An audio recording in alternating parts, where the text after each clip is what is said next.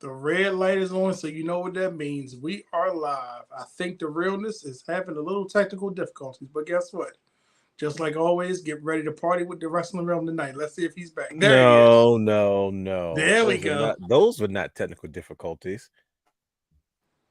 Hey, wait a minute. So Brian H isn't here?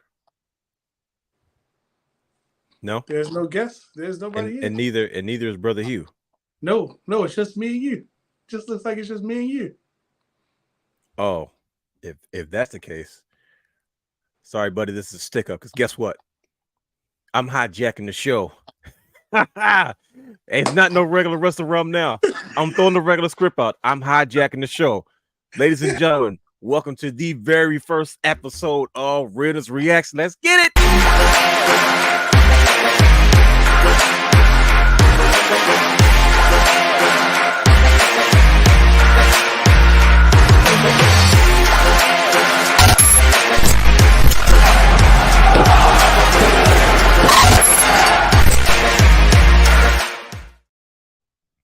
Yes.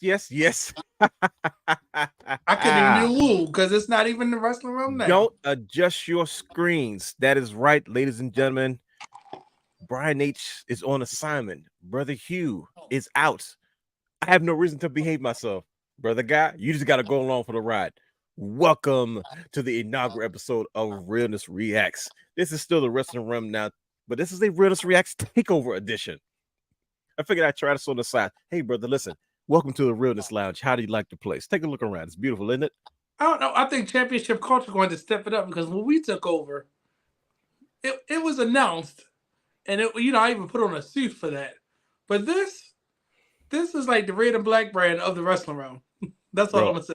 I'm hijacking the show tonight. You hear me? Oh.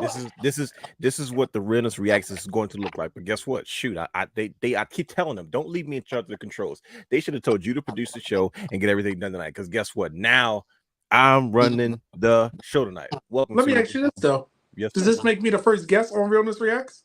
I guess technically it is. Like you're kind of like co-hosting. So it's like I don't know if technically guest or what. Because guess what? You know what the concept of Realness Reacts is? I don't know either. So it doesn't even matter. I feel like I need to go change my shirt. Purple is not appropriate for Realness Reacts. I feel like I need to have on something red. So, ladies and gentlemen, if you're just checking in, I want everybody to see brother Guy is stuck right now. The Belt King doesn't know what to do with himself. But you know what though? I'll still do logistics and we'll get into all the nitty-gritty. So, welcome to the Wrestling Wrealm Now podcast, Realness Reacts Takeover, where we take a deeper dive into the world of professional wrestling. Now, you can watch all of our Wrestling Wrealm content anytime on youtube.com/The Wrestling Wrealm. I am your host, the realness himself, the real Dwayne Allen. It's like the brief pause, and he is your host, the Belt King himself, Brandon the Guy, who is live in effect. Sorry, buddy, he had no idea what was going on, but I hijacked the show. So he is going to co-pilot this show with me tonight as we take this Wrestling Wrealm now and make it a Realness Reacts Takeover edition. You can follow us on all social media platforms, Threads, Twitter, X, whatever you want to call it. Facebook at Wrestling Wrealm. Like, subscribe, and engage in the conversation with us. You can also stream and download all the audio content on Anchor, Stitcher, Podbean, Pocket Cast, Apple Podcast, Spotify, and Google Podcasts. You can watch and subscribe to our Twitch channel at The Wrestling Wrealm. All of this is a Realness Reacts Takeover. Listen, if you want to support the Wrestling Wrealm, head over to WrestlingWrealm.com. That's right. T-shirts, hoodies, mugs, merchandise, and more. You can find everything you need at WrestlingWrealm.com. So if you want to come out the closet and be a proud wrestling fan, that's right. There's a lot of you fans out there that enjoy wrestling, but you think it's not cool or you're embarrassed about it.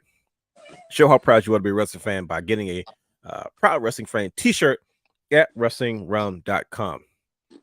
But guess what, though? For all bonus shows and for all exclusive shows and bonus material, including Realness Reacts coming soon, you can head to Patreon.com. What is this? Patreon.com/wrestling_realm. This is the place where we put all of our exclusive content, places where you can hear exclusive stories that we can't necessarily say on the air. Brian H, your thoughts. Realness Reacts coming soon, and probably some exclusive material from Championship Culture. We don't know yet. Because guess what? On Realness Reacts story is coming. Oh, yeah, that's what we definitely need to hear. So head over to you can subscribe but just as low as $1 at patreon.com/wrestling_realm. We are finally into the fall season. Baseball season is almost heading its way into the playoffs. But guess what? Football season, concerts, so much more is happening. So if you're looking to purchase tickets to concerts, live shows, sporting events, and more, head over to SeatGeek.com. You can use promo code Wrestling Wrealm. Save yourself $20 on any one-time purchase of $50 or more. So if you have not used this promo code Wrestling Wrealm, guess what? This is your lucky day. Do yourself a favor. Save yourself $20 off your purchase. Just go to SeatGeek, pick whatever concert, whatever event you want to go to. Use our promo code. Save yourself $20 off those tickets. Ticket prices are sky high anyways. But guess what? We are here to help you out. Wrestling Wrealm. Promo code. $20 or more. SeatGeek.com. Now, Belt King, you recently had a show. And for those of you who may not be familiar with what we got going on, Championship Culture is the latest and greatest brand that has been added to the wrestling realm. When Brandon the Guy and Has the Third, they have a new hot mega show known as Championship Culture. And this week we had a very, very special show, something dedicated to the ladies. And as you can see by the women's championships on tow, you can only imagine what that show is about. Brother Brandon, tell the people what Championship Culture was about. So on the latest episode of the Wrestling Wrealm Presents Championship Culture, we talked about a belt that has a long history. As in, oops, got it upside down. That's a rookie mistake. Let me do this the right way. A belt that has a long history, and a belt that helped create history. So it was a good take, so you can understand. What a little rant, but the rant was so that you can understand the story behind this belt, why it's in my collection, who has the signature on it, and why this is in my collection. Please jump over to Wrestling Wrealm on YouTube and check out the playlist for all prior episodes of Championship Culture. Working on a couple of things, but this is only two of 1, 2, 3, 4, 5, 6, 7, 8, 9 ladies' belts that are in my collection. So, oh wow, 2 of 9. Don't worry, those stories are coming. Stay tuned to Championship Culture every Tuesday at 8 p.m. because every belt has a story. That is right, ladies and gentlemen. So if you didn't get that, every Tuesday, 8 p.m., youtube.com/The Wrestling Wrealm. Check out the Championship Culture playlist to catch up on all the other shows and more. Sometimes he goes live. Sometimes he has special guests. It's one of my favorite shows. If you are a belt connoisseur, a belt collector, or just an overall fan of championships, Brandon, the guy, the Belt King himself, and Has the Third, do an excellent job of breaking down championship belts, their history, why they're important, and what they mean to him personally, as well as those who join him in the chat, including myself. So head over to youtube.com/The Wrestling Wrealm. Check out the playlist. Stay corrected. It's 14 of there was 2 of 14 women's belts. He has 14. He has a museum. He says he has 14 women's belts, and yet that is a museum. Championship Culture. I was like, wait a minute, I missed some because I forgot about the NXT tag, which has been seen on Championship Culture before, but I do have the NXT women's belt. I don't have the color splat, but don't worry, it's coming soon. Ladies and gentlemen, for those, please don't adjust your screens. Yes, as my good brother Dylan Matthews says, all the way from Australia, this is the Wrestling Wrealm Takeover Dynamite Dwayne. Okay, that didn't come out the way it's supposed to, but let me explain it the correct way. This is the Realness Reacts Takeover edition of the Wrestling Wrealm Now podcast. That's right. Brian H is on assignment. I think he's working in the AEW Grand Slam.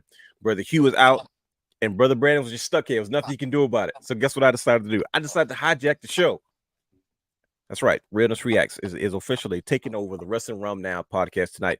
And tonight we have a very, very interesting show. We have a lot to get into. The Rock came back. There's rumors of Jade Cardgilll heading to WWE and then possibly a few more.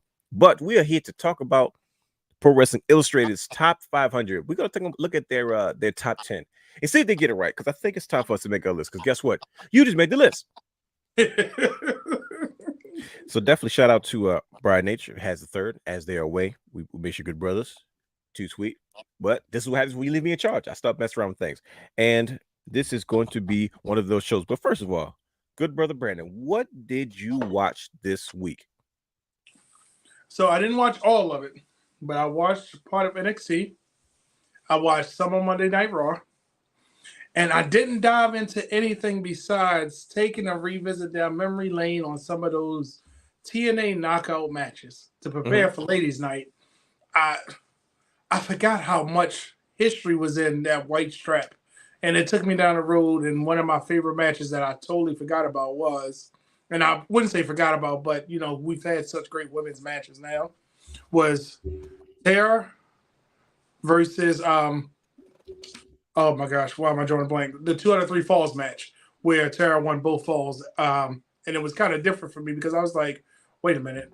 That was the first I think I can remember a 2 out of 3 falls match where 2 falls went to the one person right away. And then it goes to a third fall. So it took me down that rabbit hole. And I'm telling you, those women that were in the knockout division, they definitely were paving a way for the next generation of women to come through. Kind of similar with Trish and Lita and Jackie and Jazz and all the women were doing. They had to do it over there in TNA, and I think they did a good job at it.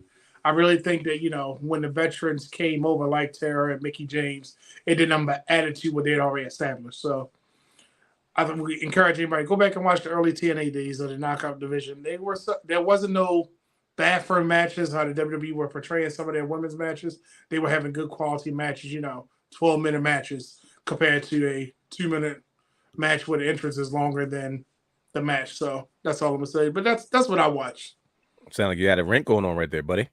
Yeah, but I will tell you this: if you're not watching NXT after you finish the Wrestling Wrealm Now podcast, just take a look at any of the last 3 months of NXT. Just click on any of them. You will not be disappointed. Yeah, listen, it's one of the things that we talked about earlier this week is when we talked about NXT and where they are. We'll get into that later this evening. But man, you proposed a question, and I was like, you know what, brother guy, I think this is one of those questions where it deserves a very, very real answer. Henceforth, being on Realness Reacts tonight.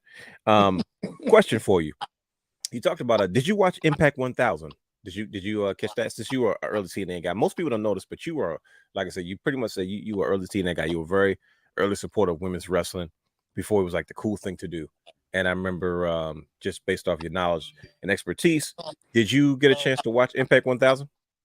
No, I have not sat down and watched the whole thing through and through. I keep seeing clips, and I just need to sit down and watch the whole thing. I wasn't too excited about it because a lot of it was getting spoiled, so it kind of took the mystery and who was going to be there. And I was like, oh, okay, this person. Like, I liked that they announced certain things, but then when things started getting spoiled, it kind of took it away from me.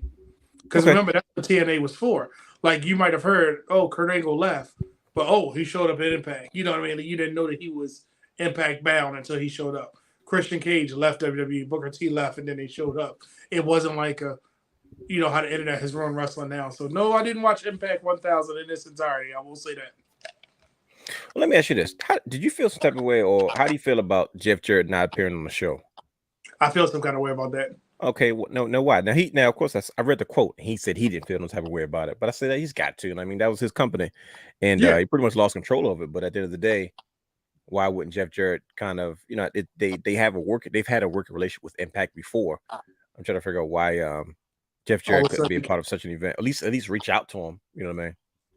And it might have been a Tony Khan thing. We don't know. Maybe their agreement went south.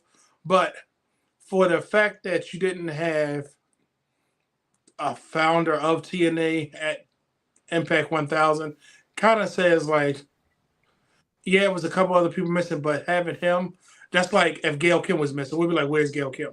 Sure. You know what I mean? Like when you think of Impact or TNA, there are only but so many people that's going to come as hardcore originals. That's like if we did SmackDown 1000 and Vince or Stephanie didn't appear, we'd be like, we're one of them. Why weren't they there? You know what I mean? Like you would feel like you need at least one of the McMahons, or wait a minute, where's Triple H? Because it was it shows that Impact now has been around longer than some other companies that came and left. Mm-hmm. It should have showed, they should at least, I feel some way that he wasn't there. Now, of course, you can't have people like Booker T there because he's under he's under the contract with WWE. Christian, you couldn't have certain people, but Jeff Jarrett is TNA when you think about it. Yeah, no doubt. I mean, even when they had the what was the thing where AJ Styles did the little he did the he did the video piece. Was it? I don't know what it was, but I remember he he on the WWE contract, he was able to kind of give. I don't remember what it was, but I remember when AJ did that video for TNA for Impact or whatever it was. Was it the Hall of Fame or what was it for? He did do a video. I thought it was the Hall of Fame, but I wasn't sure. I think it might have been. It might have been. Dylan will probably fact check us. I think it was the Hall of Fame. He did a video package for, but don't quote me on that. I think he did. I think it was that. Okay, look at Brian. Brian H is tuning in. Brian H, I'm gonna tell you what it is. This is what happens when you and Brother Hugh leave me in charge to do stuff. I start messing around with things, and I just decide to hijack the show. I don't You have still to got a breaking news tweet? look. Did you I see don't. this? Yeah, I have no reason to bathe myself. So now, me and Brother Brandon are going to cut up for the next who knows how long we'll be here. But It's about to go down. yeah, and Brother Brandon was so gracious that he changed the shirt during one of the commercials. Like we were going through logistics, and he said, "Hold on, this isn't right." He flew out and he flew back in. But yeah, Ken Shamrock's Hall of Fame was TNA thing for. Was that okay? Cool. All right, is it Dylan now fact checker? Okay, that's what he said. Okay, I knew it was something. Thank you, Dylan. Well, that being said, you talked about women's wrestling, right? And there seems to be a little bit of a buzz going in. You know what I mean? There seems to be something going on with women's wrestling right now, and everybody seems to be under the impression that Jade Cardgilll her contract is up with AEW, and she is set to be, I guess, starting with WWE sometime this week or so. I don't know how that works. I don't know the logistics of it. For all I know, it's rumor and innuendo. But let's just say it is true. How do you feel about Jade Cardgilll making her way to WWE from AEW? Is it a good idea? Is it a bad idea? I think it's great for her. I think it's going to be bad for AEW. How so? AEW is going to realize what they missed out on, because Triple H or Shawn Michaels are going to, wherever she lands, she's going to be the megastar that they needed her and wanted her to be in AEW, and they're going to show her how to do it right. And one common denominator we forgot. We got a William Regal back in WWE. Oh, geez, I forgot. Yep. I've been saving that. There you go. I forgot because they said he can't be on TV until 2024. That's what his contract pretty much stated. He can't be on air. Like he's been working. Think about it. So why wouldn't he take somebody that he probably saw potential in? And maybe that's why, I'm not saying it is, but what if he helps get her? Because clearly under the William Regal and Triple H's NXT, we got a Becky Lynch, a Charlotte Flair. Oh, we got all the stars that we are excited to see today. Mm-hmm. So I think it's going to be a bad thing for AEW. They're going to realize that, oh man, we messed up. We had a Jade Cardgilll right here and we didn't do right, but look what they're doing over there. What could AEW have done more of to, I guess, convince someone of the caliber of Jade Cardgilll? And I'm not saying she's like one of the top women's wrestlers out there right now, but she was one of their main event players, especially for their women's division. And ultimately, she decides to leave. What more could AEW have done so that when you build top talent, they say, I choose to stay here at AEW rather than to go to WWE? Because I think, to me, that's the true mark of competition. When you're choosing to go to one company versus the other, there's always different tiers and different levels as to why. In one space, you have to say, okay, well, maybe this one company didn't offer me a contract, or the other offer me more money, versus her. Seems like she is made the choice to say, I think I want to try the WWE out versus being a homegrown star here at AEW. What could AEW have done differently? So I don't want to get into the whole, she was booked bad, but let's be honest, she wasn't a wrestler from the start. She became a wrestler. Sure. She was, so when she became a wrestler. Well, so was Bianca. Yeah, but I was going to say, look at the parallels of them. Ooh, that's not good. They massaged Bianca to be that wrestler in that face, and it stuck really fast with Bianca. Mm-hmm. Jade, we're going to build her up as this dominant woman. I think that the streak and the TBS title hurt her because it kept people away from her that could have made her that megastar like Bianca was getting massaged to be. She didn't have a Britt Baker to help her get into that main event scene. She didn't have a Saraya, a Tony Storm. She stayed away from all these people. She was fed people to squash, but it still didn't make her look like a star. Like the whole Ruby Soho thing. You gave her that even with Taya Valkyrie. You can't take these top stars and feed them to her because she hasn't been built like that top star. Whereas though on WWE side with Bianca Belair, she did her time in NXT. She didn't do too hot on Raw, but when she went to SmackDown, that's when feed her with Bayley, and then it was boom, we got it. Now we know what we got. Right. Jade never had that moment where it was, okay, we got it. No matter how many people they tried to feed to her, but by keeping her away from those women that could actually, elevate her in-ring capabilities. But also, she had it outside of the ring. You Mhm. didn't need to figure that part out Yeah. because outside of the AEW space, she's it. She's the who was that at the basketball game, football, wherever she was at. All eyes are on her. Who was that? Oh, AEW star Jade Cardgilll. Same thing with Bianca Belair. Wherever she is, she's it. She got that part. Yeah. And Mhm.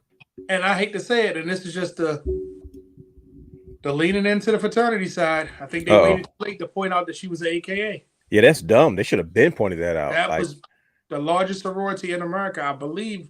Now that could be fact checked, but it's the oldest sorority in the national NPHC. So they waited to the last pay per view to say, "Oh, she's with her sorority sister." I'm like, that should have been 2 years ago. That should have been her boosting off point, and that's done well. It could have helped propel her into things, into community service. It could have made AEW in a different light. It could have mhm. had her because all the other fraternities and sororities, when they have celebrities like that, they put them not necessarily on a Naturally support pedestal, them. but Yeah. yeah, They highlight they're them. in the spotlight where you know that it is. Look what Fantasia. She became SG Row. She didn't stop talking about she's SG Row, and they're riding Mm, the coattails of that. But look what it's doing to her too. Jade true. Cargill has it outside of wrestling. We didn't give her that. We didn't give her the same it inside the ring. No, yeah, listen, no doubt. That's one of the things it reminded me when I saw that moment. It reminded me of something that TNA had did right early on. Was when TNA had Samoa Joe was kind of coming into himself. I know a couple of pay-per-view intros. He would do like his traditional Samoan cultural dance and That stuff. when he And did a war dance. I think is it a Samoan war dance see, or I don't war see, chant? I don't want to be offensive because I don't know the Yeah, I technical don't know. term for it.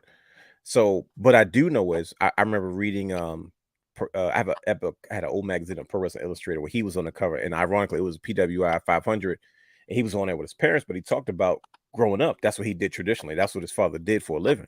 Like they would travel and they would do their traditional Samoan. So I was like, yo, he brought his father's dance troupe out there, and he participated in some of the some of the Samoan chants, and I was like, oh, that was actually because I didn't take him serious. I said, oh, you're not a real Samoan, you're not related to Rikishi and Yokozuna and all them. But after that moment, I was like, okay, nah, he's legit. Like, no, Like, he's real. Like, oh, he he can't. may Okay, not, yeah, like he may not be a part of the Anawai wrestling dynasty. But he ain't got the he's tattoos. He ain't real. And then you're like, oh, he yeah, is yeah, real. yeah. So, but all respects due to Samoa Joe. But yeah, you're probably right. I think only time will tell when it comes to Jade Cardgill. One, how she shows up in WWE. I'm curious to see what they decide to do with her. Usually, when they sign people or they go after people, there's a plan in place. Mm-hmm. So I'm curious to see what happens, though. But like I said, this is going to be a long night because we have to get to this Pro Wrestling Illustrated 500. For those that are not sure exactly what tonight's show is about, this is a Realness Reacts Wrestling Wrealm Now podcast takeover. That's right. I got bored and I took over the show.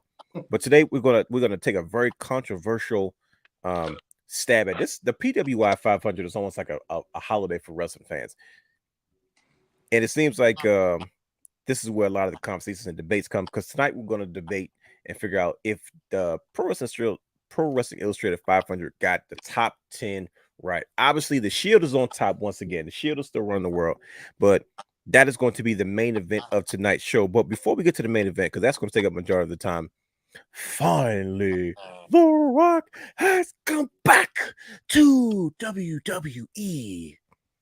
Brother Guy, I was talking to you early in the week, and you said you had a hot take ready. And I need to know for a fact, is this a good idea or a bad idea? Now, let me give proper context to the situation. A lot of people are maybe not as shocked that The Rock has come back because, there's not a lot of Hollywood work to be going on right now because of the Screen Actors Guild writer strike. And a lot of guys got a lot of time on their hands. So like John Cena has a lot of time on his hands, and so does The Rock. Personally, I was happy to see him. He looks like $1 million. And usually when The Rock hits rock bottom, no pun intended, he always goes back to his bread and butter. He always goes back to what he knows. Goes back home. He goes back to professional wrestling. He has been making so many appearances. He's been everywhere. He's been at Colorado games with Deion Sanders. He's been showing up on shows, and he came back to wrestling. He He got into it with Grayson Waller. He got into it with Austin Theory. And he's back in WWE. Is this a good idea or bad idea? First of all, it's an obvious question. It's never a bad idea, but I want to hear what the guy has to say. So I'm gonna agree with you. It's not a bad Excuse me. idea. Mm-hmm. I'm gonna say so. Before I give you my high take, this is more that I believe Vince McMahon does. Well, no, it's Triple H does. It's Vince McMahon's stink. I think this is more of his stink. Um, my hot take is: did we need him right now? I don't think the WWE needs The Rock right now. I don't think that we needed him all year. I think that it's a year too late. If it was during the time that Cody got hurt and there was uncertainty about his career, perfect. Insert The Rock. Somebody could have filled in. We could have had that dream Roman Reigns match at the height of the bloodline. Okay. But right now, if you look how the WWE has positioned itself, and I'm gonna say Triple H's WWE, there are so many stars. Now they're not stars the caliber of The Rock or Stone Cold, because whenever they come, they're gonna get a pop. They're gonna sell the merchandise. They're gonna put interest into it. They're gonna make headlines. I get that part. But the WWE has been such on an upward momentum. They are making records, selling venues, T-shirts. They're doing everything right to build these stars that Vince McMahon did already. You get what I'm saying? So it was like we built all these stars before, and he's building these people up, and he's trying to build these stars. Doing this, I hope that somebody doesn't take a backseat to The Rock, because just like John Cena came at a time when Roman Reigns was on his dominance of who's next. Okay, I beat Cena. All right, who's next? All right, I put Cena away. Brock, it was part of the story. So now it's like The Rock is here. Did we really want to see him against Austin Theory? Did we want to see John Cena and Austin Theory? Did we want to see him versus Grayson Waller? I mean, if that's how we're going to get Grayson Waller over, because in my opinion, Edge was getting Grayson Waller over when he had that match, and just keep that momentum going. I don't think that The Rock, it's the right time for him, because let's be honest, this Friday, everybody's going to be tuning in to see if he makes another appearance. Mm-hmm. What if he doesn't show up for another 6 weeks when Survivor Series comes?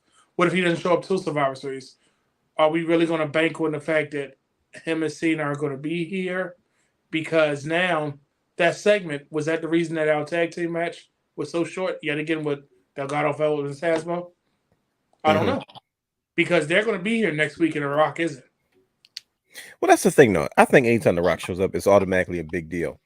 And I was talking to Shark. As you can see, I talk a lot of wrestling throughout the week. And he was just like, that does nothing for, Shark gets in his mode. So he goes, hey, it does nothing for Austin Theory. It's a joke. And I was like, well, how's he a joke? He just got rock bottom by The Rock. That's almost as good as winning a match against anybody else on the roster, right? Him and Grayson Waller. Having Stone Cold or Undertaker. I mean, kind of, you know what I mean? So it's like, I guess I take a different perspective on The Rock. Anytime The Rock comes back to WWE, it's a big deal. I don't know for how long he's there. I don't know if he just make an appearance. This is the thing. He made some comments early in the week about him and Roman Reigns was supposed to have a match. It was locked, signed, sealed, delivered. I don't know what happened. But I think he adds a added wrinkle to the conversation that keeps us guessing going into like the Royal Rumble, which is not until January. And then, following up into the spring where we have to figure out, we start getting to our mode as wrestling fans, where we start debating to see how do we start to put together the WrestleMania card, right? So, this is what I said. You gonna laugh when I say this. I said to shut all the internet up and shut everybody up. WWE just announced CM Punk versus The Rock versus Roman Reigns versus Cody. That'll shut everybody up, and then we'll be happy going to WrestleMania. That's what people want to hear, because there's all four of these people in this conversation. You realize that's going to be our talk for the next 6 months. That's going to be too ugly, because first of all, you're putting all their fans underneath the same roof, and all of them are like equally bad. Except, and that's what I'm saying. That's what the internet wants. Everybody wants CM Punk back at WWE. They want Cody to finish his story. They want Rock and Roman. Just put them all together. Just at this point. Can I ask you a question? Can I ask you a question, buddy? Do you want CM Punk back in WWE? No. Oh yeah. Why don't you want CM Punk back in WWE? He's still a brand name.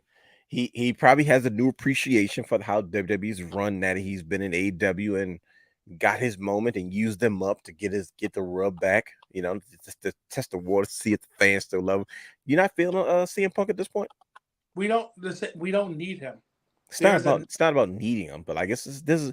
Do you are we to the point now, brother guy, that we have come to the point where we can't just load the cards up anymore? Like, why do we need guys? Like, if he's a megastar, why doesn't he not make a difference? Or do you feel like, no, let's just stick to what we got. Let's build the talent. Let's Listen, go from all right. there. So let me ask you this: Mhm. that Backlash pay-per-view, right? Mhm. How many matches were on that card?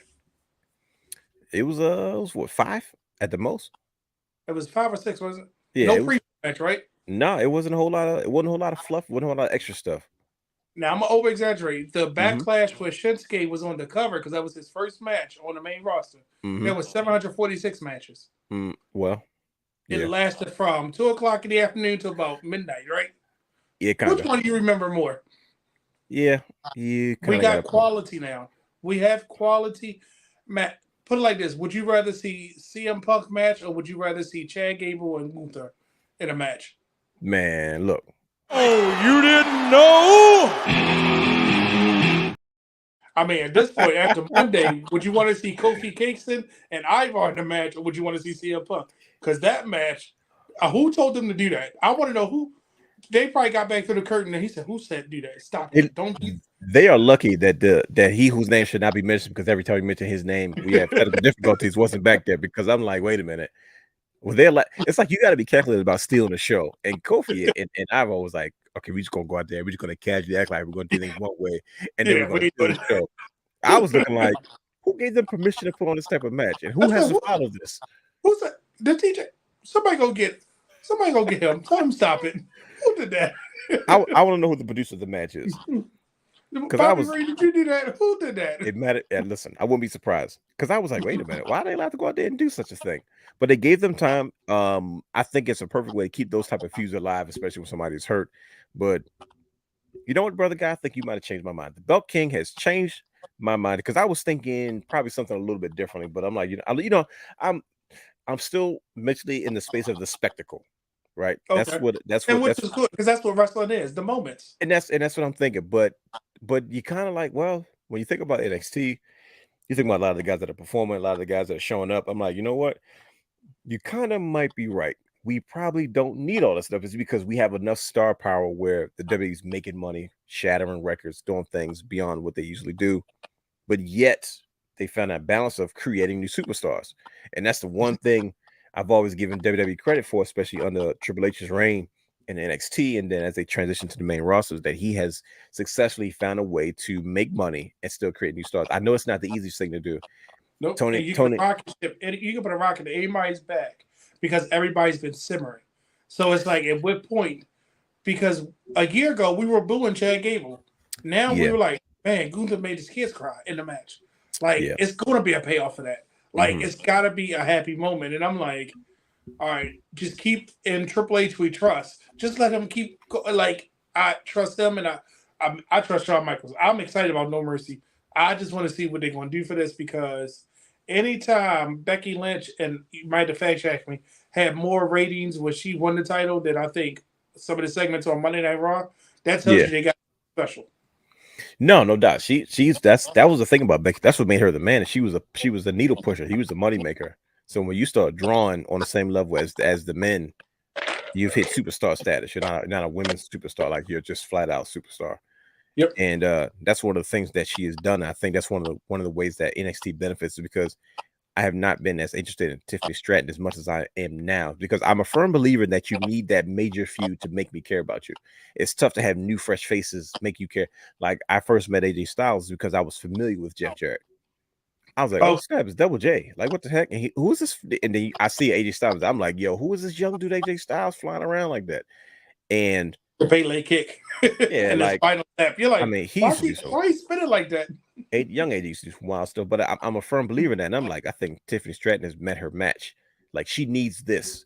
And I think AEW has that issue where you have a lack of established stars to help create new ones. And I think that space happens a lot. You know what I mean? So I'm excited to see what they do. But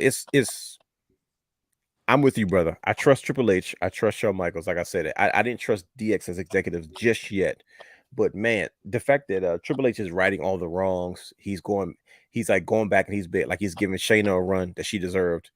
Shinsuke run that he should have deserved. Like all his NXT folks that should have had legit. He's better at it than he whose name should not be mentioned, because every time we mention his name, we have technical difficulties. Triple H is flat out better than him when it comes to that. It's because, and let me just say this about The Rock. I'm not saying it's a bad for business. I'm just saying it's the wrong timing. I think it's the wrong time. I mean, I get it, but I think some people are so caught up in how big of a star he is. They like, okay, well, wait a minute. We kind of wait for Cody to finish his story. Now The Rock's back. I think that we're overthinking it because we're too busy waiting for Roman Reigns to pretty much acknowledge me. You know what I mean? we're waiting for that. We're waiting for that moment, and we're like, okay, now who's the real head of the table? So like we're just like legitimately trying to figure out, acknowledge me. Who's going to say it first? You know what I mean? So I don't know, man. But like I said, I'm. What we wait for realness? Acknowledge me. That's what we're waiting for right there. We are why waiting. Why does that to shake when he said it though? Because man, it's just you get rattled. So acknowledge me. that's what it is. So I think when I don't know if people are waiting for The Rock and Roman Reigns to face off. If that's something you're looking forward to, let me ask you that. I don't think we got a chance to have this conversation, but are you looking for? Is that a match you really want to see? Like it's kind of obvious, but I wanted to see it for the Universal title because I kind of feel like because Roman made that belt so important. If Roman was WWE champion, The Rock, I'd be like, wow, I want to see The Rock win the Universal title because Roman made it so important that in that moment, The Rock wants to get it. Now that he's undisputed champion, I want to see Rock and Roman as a marquee match without a title because I feel like they could have a good match that if The Rock walks away in defeat, whether the title's online or not, I feel like that's going to solidify him. So let's not do it with the title because I know, just like with the Hogan thing, just like with the Cena thing, it's going to be that moment. And I feel like the Cena thing kind of was overshadowed by the title. It played second fiddle to their feud. Okay. Let the feud happen and let them, because if it wasn't for the Universal title, and this is the belt guy saying this, I don't want to see it for the undisputed title because they could have the Rock and Roman could be the main event of WrestleMania without a belt. Let's call it what it is. That literally can be the main event. That's true. And I feel like we built enough. And how they doing these video packages? Yeah. Can you imagine? First off, we're going to need 30 minutes of just video packages before the match even hits. Right. And at least an hour for Roman and The Rock's entrance. Oh, yeah. Because The Rock, The Rock's going to soak it all in.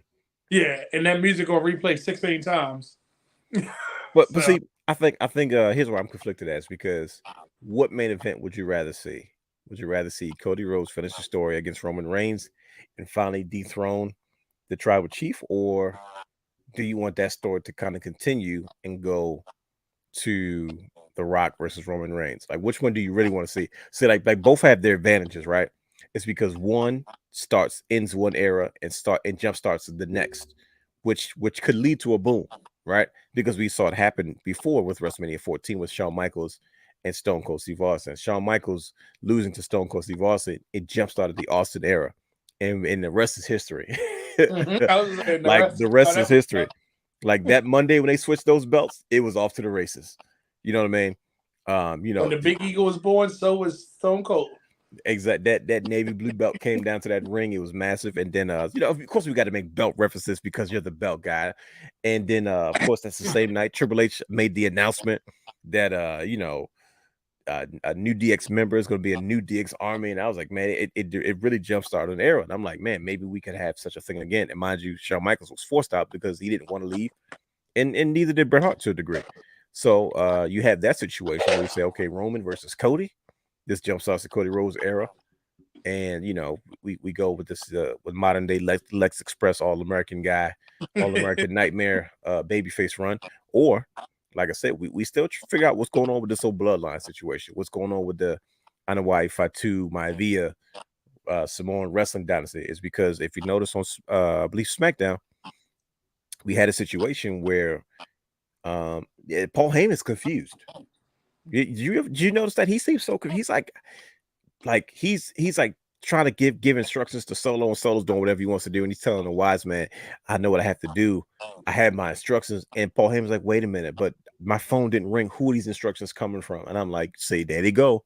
You're dropping off these little nuggets and these little hints, and I'm like, man, they're gonna Is have it this. the elders or is it Roman calling him directly? See, I don't know, man. That's what I'm trying to say. It's got to be the elders, because Paul Heyman's freaking out, like, yeah, but who gave these orders? He's like, I know what I have to do. One minute he's okay with Jimmy, next minute he's not okay with Jimmy. Like, I'm like, there's something to it, and they're doing it on purpose. And if I trust the Triple H dust, I know he's up to something. So, man, it's just one of those situations where I'm just like, man, this is the plot. The plot clearly thickened, and we're just gonna have to. Yes, sir. Would you, like Dylan said, would you be okay with this? Cody finishing the story at Rumble, then Rock versus Roman, or do you need Cody? When does Cody finish the story? You think Mania? It's kind of obvious, and that's what I wanted last year, but Cody respectfully didn't do it. It's because and you heard his reason as to why he felt like it wasn't the right time for him to win at Mania. And I respect it, because he was like, well, if all these other guys couldn't get it done, what makes it how would they look for me to just come in and win? What does it say about everybody else that came before me? And I was like, wow, look at Cody giving back to his peers, because he didn't want them to look like they were small potatoes, but he was the one to come in and get the job done. You know what I mean? He's like, no, I need more of a backstory. I need more, because he grew up in that locker room. He said they all that's grew what up. I forgot. Yeah, remember he said he came back to a different locker room, and it's showing that he's going to be that locker room leader. Because let's be honest, Cody came in as the hottest star right off the break. Right. And he's humbled, but I think that he's in his humble nature. He's like, let me not forget where I came from to make sure I am still in that limelight and not the mega superstar that's going to snub everybody. You know what I mean? Because even when you hear stories about how John Cena was the biggest superstar, but he stopped and would help other people. And he said he listened to one of the announcers call the match, and then he gave him tips after it. And he was like, John didn't have to do that, but he was such a good guy. Cody is building this legacy. I hate to say it like that because that's a pun. Mm-hmm. Because he get it because he's in legacy. Yeah, he understands the business, and he knows if I would have got that belt, I probably would have an afterthought right now, or the Cody verse when it came over from AEW to WWE. Was there a Cody verse in AEW? Yeah, it was like the three people that liked him, because no matter what he did, he just couldn't get over at some points. Well, sometimes it's like that, but it's adding The Rock, like I said, to the mix of all this. To me, adds such an interesting wrinkle to it, and I think it's going to be really, really fun for us to dive into. But yeah, man, I think it's time for us to get into the main event of the show. All right. Ladies and gentlemen, boys and girls, children of all ages. Don't get me started. D Generation X proudly brings to you its 6-time tag team champions of the world. Oh, you didn't know?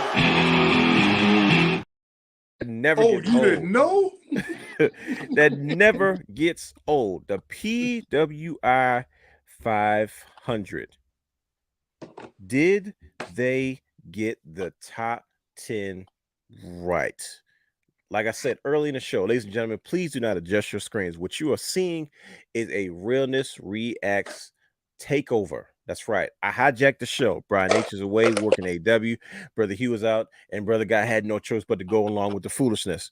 I hijacked tonight's show so we can get into this conversation, because this is what happens when they leave me by myself to do stuff, and I have no reason to behave myself. So I said, you know what? I'm taking over the goddamn show. Welcome to the Realness Lounge.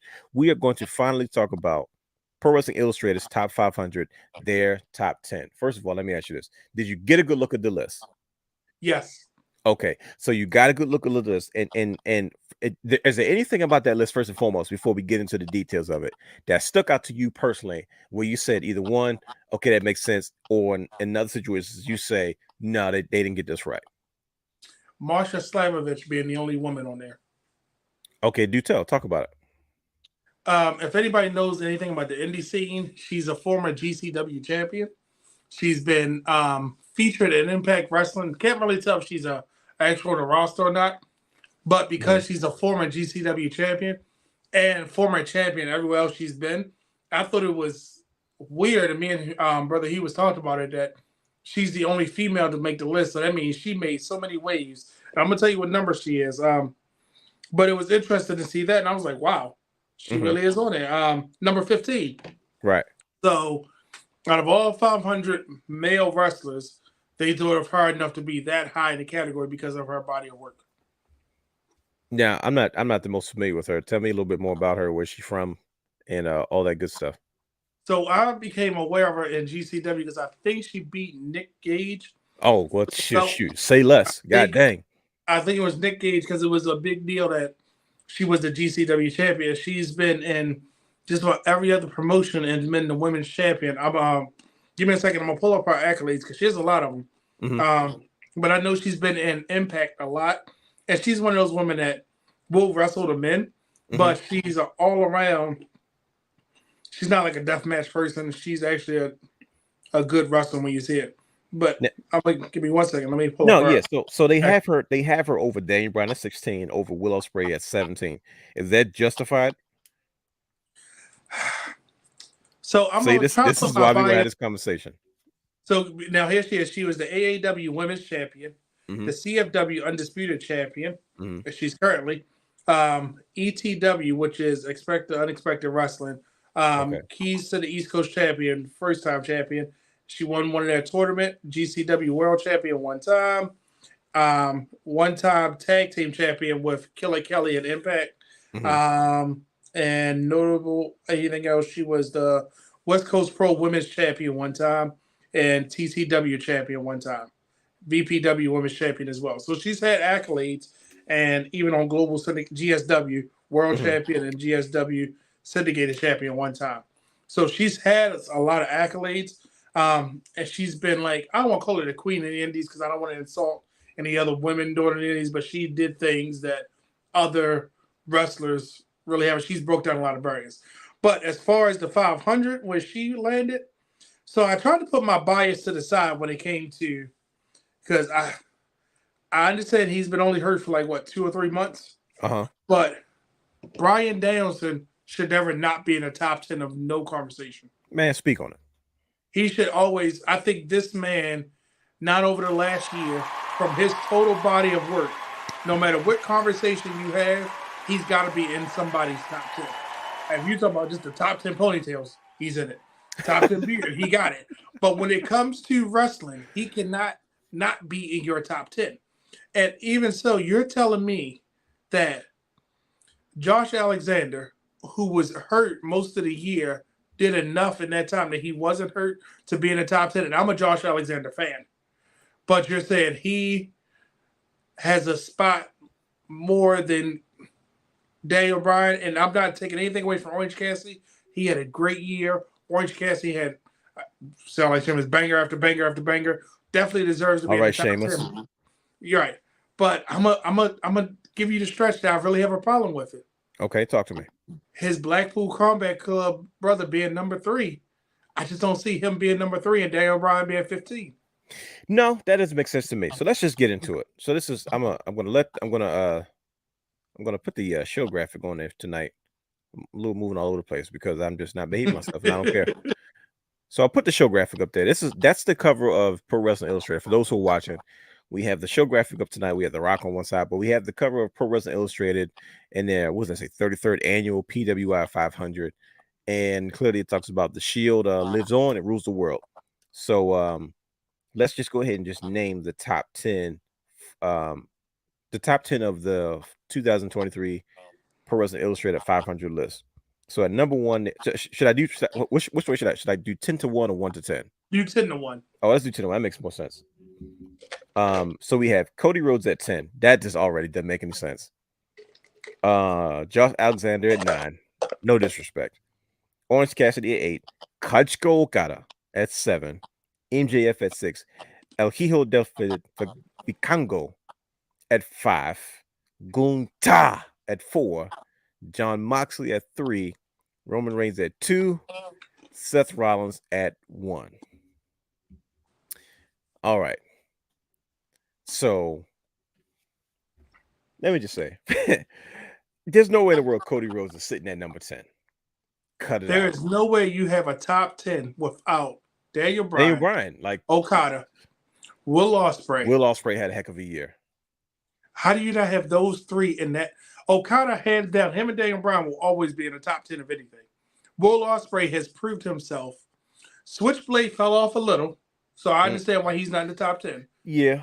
But Will Ospreay, Okada, and Daniel Bryan are all. Now, I'm not saying it should be 1, 2, or 3 because Seth is having the best year, 2 years of his life and his career. This Seth Rollins is he figured out his place, and he figured it out so well to the point that's like there is nobody else that could have been number 1. So we freaking agree on Seth Rollins at number 1. That's one thing I'm not going to argue with. Let's see what are they saying in the chat. Is anybody saying? What does it say? Well, I don't know if we can put Dylan's comment on there. Okay, nope, I'm not even going to do that. He said Josh Alexander is on there, but no Kenny. Exactly. Yeah, no, Kenny Omega dropped to. I just saw his name on this list somewhere. It's he is way too low. Let's put it that way. Yeah, if you got to scroll down, you can't find Kenny Omega. He is pretty low, 25. There and you go. Jericho is 24. How is Jericho above Kenny Omega? And I'm a Jericho person. Yeah, I'm not buying that. Okay. The way Jericho wrestled tonight, he needs to be 500. Man, he's hanging on for a paycheck at this point. Him and Matt. Have you seen the Hardys wrestle? Oh man, they look such a. You could tell they don't wrestle that WWE schedule. They're painful. Bro, they look. Matt Hardy looks. Jeff Hardy looks a step below where he was before, but Matt Hardy looks so slow in the ring. He takes forever moving, and I was like, oh, nah, this is almost an indie show. And they're putting over all these young tag teams. They're gonna retire soon. Because when you start giving back to the business like that, it's like, these guys are old school there. You're on your retirement tour. Yeah, man. I was like, what the heck are they losing to everybody for? And I can tell you this: if the Hardys would have never went to AEW and just retired, their legacy would have been still as great as what they try to do now. Of course, and I got no beef with what they're doing to AEW. Don't get me wrong, Hardys are the Hardys no matter where they do it. I just think they got derailed between. They lost all momentum with Jeff, still fighting his demons, and also wrestling part time. Look what Ben said. That's the truth, though. That's Ben from Championship Belt Brothers. Was on Championship Culture before. He's the admin for your favorite thing, figures too. Championship Figure Brothers as well. Yeah. Hey, I need an invite to that group, Benjamin. Oh. I didn't know about that one. I knew about the belt. Yeah, he runs belts and figures. So, yep, there's the guy. But he said they're 50 and trying to relive that glory days. Does this qualify me? Because this is Stone Cold Steve Austin holding the Attitude Era Championship. So I don't know if this gets me in the group or not, but you got to answer some questions for it. So once you answer some questions, I'm pretty sure the admin will let you in when they see Dwayne Allen requesting membership to the group. Well, thank you. I appreciate that, man. No, but he has a point though, man. The list is all over the place. So guess what? Ladies and gentlemen, here on Reynolds Reacts Wrestling Wrealm Now podcast takeover, you just made the list, brother Brandon. Let us rewrite this freaking list. This is what I really came to do. I was like, I thought it was gonna be more of us on the show, but like I said, we got circumstances beyond our control. We're gonna rewrite this freaking list. So we have to agree to it. That's the whole thing. Okay. So it's we have a chance not to burn the midnight oil, but we could potentially burn the midnight oil. I think we can do it, and I think the comments will help us too. Let's see y'all top 10 in the comments too. So if you're watching this, please put in your top 10 of the PWI 500. This is the Wrestling Wrealm Now 500 top 10. I don't know. Just who gives a crap? This is what happens. We leave me in charge to do stuff. With 10. Yeah, like they look like Ty Dillinger / what's his name again? Sean Spears. Is he still in the contract at AEW or is he just hanging out? What's he doing? He's enjoying nice catering. And his lovely wife. Pregnant. His wife is pregnant. Oh, okay. All right. Well, that's fine. Congratulations to them. Yes. And speaking of pregnancy, Carmella is she's still looking healthy and good, so that's a good thing. Good. Has she had her baby yet? No. But she posted a picture with her baby. I said good for her. Yeah, I know she had a situation last time, didn't she? Yeah, that's why I said good. Yeah. I'm so happy. Yeah, hopefully her and Corey Graves can have a nice, healthy born baby. But we are going to sorry, I'm tweeting away. I'm running my mouth about me taking over the show and putting all my stuff on there. So I hope everybody sees it. We're going to rewrite this list. We're going to start with so first of all, let me ask you this. Let's finish the top 3 first. Do you have a problem with Roman Reigns at 2 and Jon Moxley at 1 and Gunther at 4? Let's go top 5 real quick. Yeah. So you do have a problem with it? Yes. Okay, so all right, screw it then. Let's just go to the top 10. All right, number 10. Who do you feel should be at number 10 for the Wrestling Wrealm Now podcast? PWI 500 is supposed to be top 10. This is what it's supposed to be. I'm gonna go Orange Cassidy.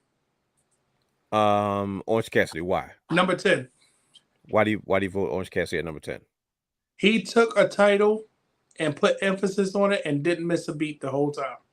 He put eyes to that title. He put eyes to whenever he was having a match. I feel like that was a big fight feel in his matches. Even look at the Battle Royal. He did too many good things not to be recognized this year for that. You know what, Brother Brandon? Oh, yeah.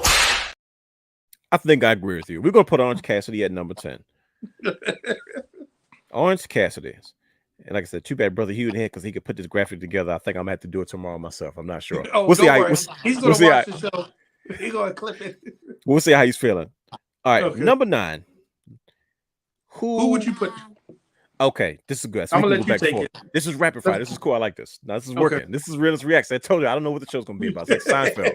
I don't know what the show's supposed to be about. It's just hold on. Dylan fact checked me. Thank you, Dylan. So Peyton had her baby already. It's Billie Kay that's pregnant now. Thank you. Oh yes, great. First of all, I forgot. Yeah, because that's why I made a comment about dang, the Iconics can't return because now Billie Kay is pregnant. Yeah, I mean, as did you think they were going to return anyway? I knew. First of all, they're too young. They're too gorgeous. They're like, look, we don't need to wrestle. It's okay. And you know what? I'm okay with that. You go and do whatever you need to do. I support you 100%. Yeah. So So we got number 10. Number 10. All right. Number 9, I think should have at least been wait a minute. Sami Zayn. Let me hear your reason. The reason I say Sami Zayn is because Sami Zayn was someone who was not meant to be main event level talent in WWE. But his performances and his talent was able to put him in a space where he was forced into the main event scene. And now Sami Zayn is considered a main event player. So you look, and I'm mostly referring to his work with the Bloodline. So think about what he did with Shinsuke early on, right? And then as he kind of became this type of character and he became kind of this weasel and he found his way into the Bloodline. He caused so many issues with the Bloodline and then away from the Bloodline, and to the point where he even found himself in the main event in Montreal at Elimination Chamber, and he brought the house down. And there was no reason why he shouldn't be WWE Undisputed Universal Champion right now. It's because he had Roman beat, right? So per the circumstances, you know, what Sami Zayn was started to receive Mick Foley comparisons at that point. He proved that he could handle being in the main event, but he also proved that he could sustain that level of a main eventer without a championship. That's not easy to do. Henceforth, the name I just mentioned, when you can be a main event caliber player and not being a main event, you're doing your thing. So we're talking about Kane, we're talking about Mankind, Mick Foley, we're talking about that level, Diamond Dallas Page. We're talking about that level of talent. That's not easy to do. Diamond Dallas Page, yes.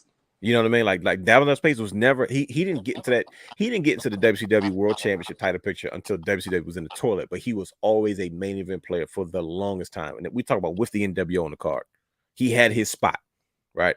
And it was something people look forward to, and even his interactions. So I'm saying Sami Zayn to me hit that level this year. He had been there to me, but he solidified it, which is why I put him at number 9. What say you, Belt King? I agree with you. All right, there we go. So we got Orange Cassidy at 10, Sami Zayn at 9. Number 8, who do you have, sir? Okada. Okay, now see, I don't know if I agree with this, but let me hear what you have to say, because he had a quiet year. Yes. Right. But also it wasn't his fault.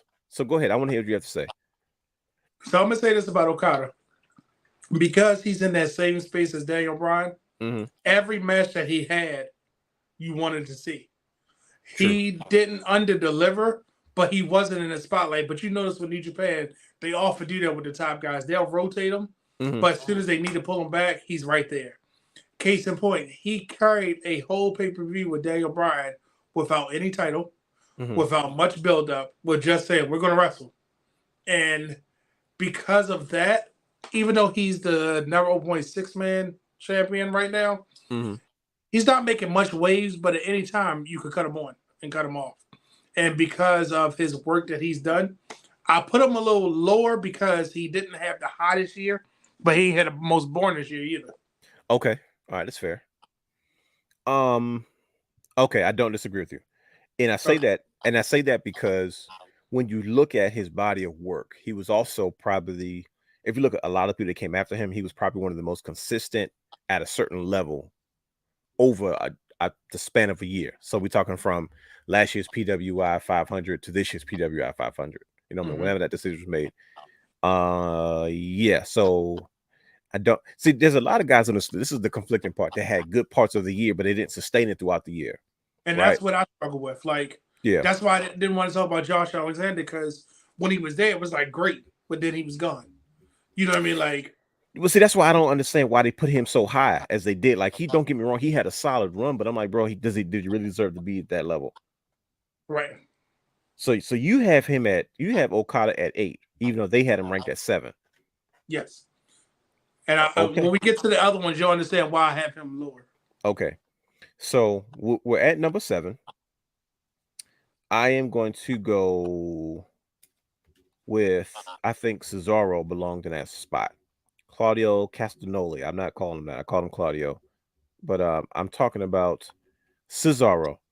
And here's what I say this. He's had one of the longest world title reigns of his career. And by him being an established brand on 2 different brands, right? I feel like for once his consistency was actually rewarded with TV time, a main event slot, as well as a major accolade in regard to a world title, right? So you look at one of the longest Ring of Honor world champions. He just lost it tonight, I believe, to Eddie Kingston. Consistently the face of Ring of Honor, always dependable, but at least he had something to show for it, right? I don't know how many times he should have been higher on this list over the years, but because he was never prominently featured on WWE television, he never got that credit he deserved. But I think Cesaro definitely deserves to be in the top 10, especially at number 7, for one, his work with Ring of Honor, him being a champion of Ring of Honor, as well as what he's done with the Blackpool Combat Club, as well as all the TV time he has been. He's probably, once again, is another guy that's been consistent throughout the year. So I choose Claudio at number 7. What say you? I agree, but I disagree. And this Here is we why go. Here we go. Now it's getting fun, because now we got to come to an agreement. We have to come to agreement. I'm gonna say no, because did he really become the face of ROH, or did he just hold the title for ROH?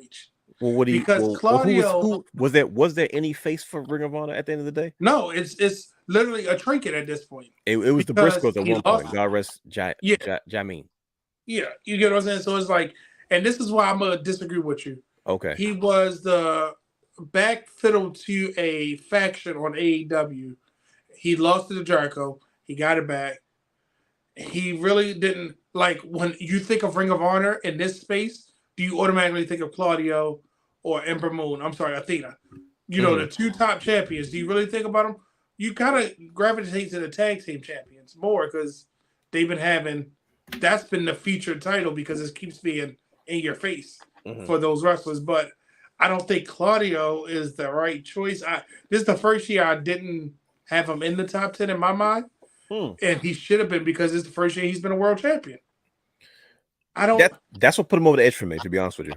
So what are you saying? So I think Cody should be number 7. Okay, why Cody so freaking low? Because I have him ranked a lot higher than 7. Because there's other people I will put before Cody. Because Cody, his last year, right? He came back from injury. Didn't finish the story. We can say that he had the Brock Lesnar thing that didn't it drew eyes to it, but it kind of got like, okay, we still doing this Brock Lesnar thing. He had the dirty Dom thing. Still doing this Brock Lesnar thing. Are you kidding me? That Because name it kept coming back to it. It wasn't consistent. Remember, it kept coming back. So I'm when with it you, comes to Dylan. Cody, he's a victim of circumstance. But the thing is, I feel like Cody's first year was better than this year with him and Seth and him and you know what I mean. Like I feel like it. I Okay. want you to, All right. he was in that vortex of Brock, and then he was the hey everybody, here let me give my belt to the kids. Let me talk what you want to talk about. You know, and I feel like it didn't have that same off this year that it did last year. Okay. Fair enough. Last year with the touring, I ain't gonna say touring, you know what, but with the touring pack, Yeah, it was like this man is a beast without any title. Imagine when he gets a title. You know, and I was saying that last year. Remember? He did get derailed. Yeah. Okay, So fair that's why enough. I got him, and that's why I put him above Okada because his name was more attached to more moments than Okada. That's why I put him above Okada. Remember, I said it's the reason I put Okada so low. Got it. That makes sense. Okay, I'm not against it. You changed my mind. So we're gonna go Cody Rhodes at 7. Number 6. Who makes the list at number 6? PWI has MJF at 6. Do you think that's too high or too low? Too high for MJF because MJF just got in this space where we could talk about him being top 10, but he didn't get there because of his wrestling. He got there because of his storyline. He's an entertaining fellow. Like, did you see the You get what I'm recreation saying? of the Like Bret he Hart got there commercial? because of his storyline. Well, does it matter though? Yes, because if you take away the storyline, are you going to remember his match? Well, If you take away Daniel Bryan's storyline, do you remember his match? Do you remember any of Hollywood Hogan's matches in WCW? But you remember the storylines. See? But okay, case in point. Why was Brock and Cody fighting for so long? Because Cody needed that. He needed to conquer the beast. No. Tell me the story behind it. What's the story? Brock Lesnar caught an attitude because Cody Rhodes got that spot instead of him, and he had a problem with it. So, like a real man, he stepped to Cody Rhodes and said, "Bruh, that was my spot. I should have got that." Because remember, he lost to Roman too. Remember at SummerSlam, and he was pissed that Cody got that spot. Cody beat him up, and he said, "All right, Cody, I respect it." He gave him a hand raise, a hug, and everything. Sorry, you got it. So you remember the story more than the match, right? Yeah, that's probably got an explanation 3 matches later. Well, 2 matches later. I mean, isn't that wrestling though? Yeah, I agree with you. If you were MJF in that spot, keep him there. I just don't. I'm at. No, this is your pick. I'm asking. I just said see, he's in between, right? Where it's like, okay, cool. Can we go higher? Like put him further back. We've already got 1, 2, 3, 4 spots already filled. We're hitting number 5. 1, 2, 3. No, 4. Yeah, 4. So we're in, and this is the 5th spot that we're trying to fill right now. So who do you have at number 6, brother guy? The Belt King. What do you got? So I feel like you know, but you just don't want to say anything. You just don't want to say it. Because you're gonna hate my pick. Okay, now we got this. Now we got to fight. Now we got to figure this out. We're gonna have to fight. We're gonna have to fight. So I took MJ off, and guess what I put in that spot? Who's that? As long as it wasn't Jericho. Carmelo. I'm not against that. You know what? I'm not against that at all. Once he took that belt from Braun Breaker, it felt like it was a different NXT. I'm not against it. I thought you were gonna hate it. I put him in MJF's spot. I may not be the biggest fan of a lot of things, but I give respect where it's due. And Carmelo Hayes has been probably one of the most consistent players. Like I said, he has been one of the main pieces of the new version of NXT. He talks about when Triple H and Shawn Michaels had sat him down and talked about, hey, we're going to build around guys like you and Braun now. You know what I mean? Like new faces, and we're going to try to build you guys up rather than depending on the star power of the indie and global star. I'm not against it. He's had very consistent title reigns as the NXT North American champion, and I think he had a similar reign as right now currently as the NXT champion. And it does feel like Braun Breaker was like the transitional piece of, okay, this is the old NXT, this is the new NXT. But when you think about this era of NXT, I'm not against it. So I think Melo, it just sticks with Melo. I don't know why. I just feel like you can go kind of any of his matches. You're like, well, that was. I hate to say this because I feel like it's downgraded. You can be like, that was surprisingly good. Like you go into it with no expectations. You're like, that was actually a good match. And you know who I used to feel that way about, honestly? Who? Andrade and Johnny Gargano. Yep. Andrade, because we had no idea. Well, if you didn't know him as El Sombra, if you didn't know him as him in New Japan, you wouldn't know what they expect. You're like, who's this guy? Oh, okay. All right. That main event they had at NXT TakeOver, it was supposed to be a throwaway because somebody got hurt, and they're like, "Oh, I guess the main event's got to be like Johnny Gargano and Andrade." And I was sitting there like, "Yo," because I wasn't familiar with neither one of them. Is that when Ciampa got hurt? That's when Ciampa got hurt. Okay. And I wasn't too familiar with. I heard about La Sombra, but I never watched his stuff. But I knew he was. I saw his images of he had the mask on IWGP Intercontinental Championship, and I remember being familiar with him from there. But when they had that main, I was like, these guys, because at the time they were relatively new names. They weren't like big time indie superstar names because they both had kind of character changes. Johnny Gargano was kind of a PWG guy that was kind of very indie, and Andrade was a brand new character that WWE was unveiling. And for them to kind of carry the main event of an NXT TakeOver show, which was a big deal back in those days, like that was main event caliber. Like you had to follow up so many pay-per-view TakeOver matches that we had. So I feel the same way about Carmelo Hayes, and he does put on shows. And I'm like, oh wow, I wouldn't expect that to be as good as it was, but I'm not against it. Carmelo Hayes, you just made the list. Did you hear the bit? I heard the click. You hear that? It's right there in the mic, so everybody can hear it. You just made the list. So just to reiterate, Carmelo, we have Carmelo Hayes on the Wrestling Wrealm now. Should have been PW5 top 25, number 5, top 10, 5, where he's supposed to be at, because it's just Realness Reacts and I do what I want. PWI 500 had him at 15, 13, excuse me, 13. Oh, 13. So we think he should be in top 10. I think Carmelo Hayes had an excellent year. I'm curious to see what other people think. Number 5. Let's see.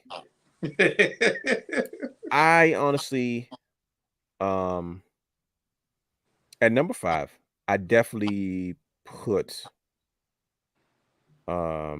This is where I get conflicted. It's because part of me wants to put Will Ospreay there, but I feel like the impact that MJF had on AEW in that main event slot meant more to AEW, which is considered mainstream American professional wrestling, versus the matches that Will Ospreay has put on around the world up to this point, especially in New Japan. So that's my conflict, but I'm going to go ahead and say, MJF, you just made the list. And I put MJF at number 5. This guy has me watch. Don't make that face. This guy has me watching AEW more now than I ever have. It's because I'm like, yo, this dude is entertaining. He just does these subtle things that it's like, man, sure, you don't remember much of his matches, but who really watches wrestling matches these days? We are really into why we in. That's like saying, what's your favorite Stone Cold match? So you laugh because no one goes, oh man, you see that movie? It was the aura of Stone Cold. Everything he did was perfect.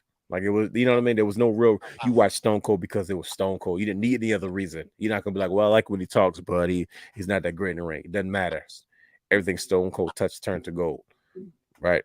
MJF to me has had a very impressive year. He has delivered on just about every level. Only thing I think he honestly lacks is once again quality dance partners. You know, he had his few with CM Punk, but I think MJF deserves to be at number 5. Belt King, do you see it the same way? Do you see MJF at number 5? I told you I don't see MJF in the top 10, but you changed my mind because you said, do you remember Stone Cold match? So when we do those type of comparisons, all right, put him there. I think you changed my mind. I'm still okay.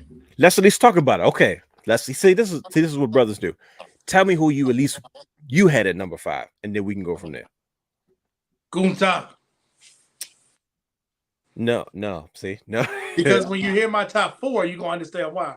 Okay, so all right, well, that's who I had at 5. Let's put an asterisk right to number 5. We'll come back to number 5. So we got MJF or / Gunther. Yeah, the / Goon, Big Goon.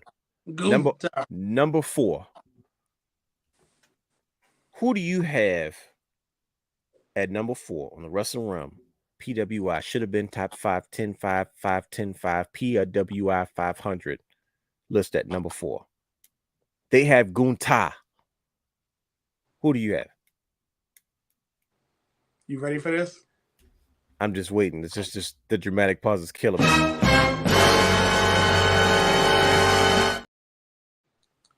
Roman Reigns. Man, now come on, man. Get out of here, man. Get out of here. This is all my fault. It was a joke. My bad. Hold on. No. You had 3 and 2. You understand why? No. Hey, please.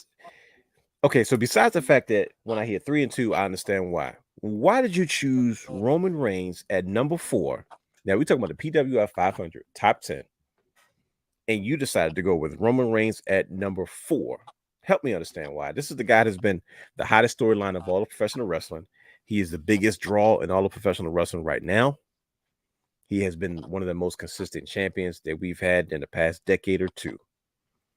And you would have put him at number 4. Why so? So, based upon how this list is structured, right? Mm-hmm.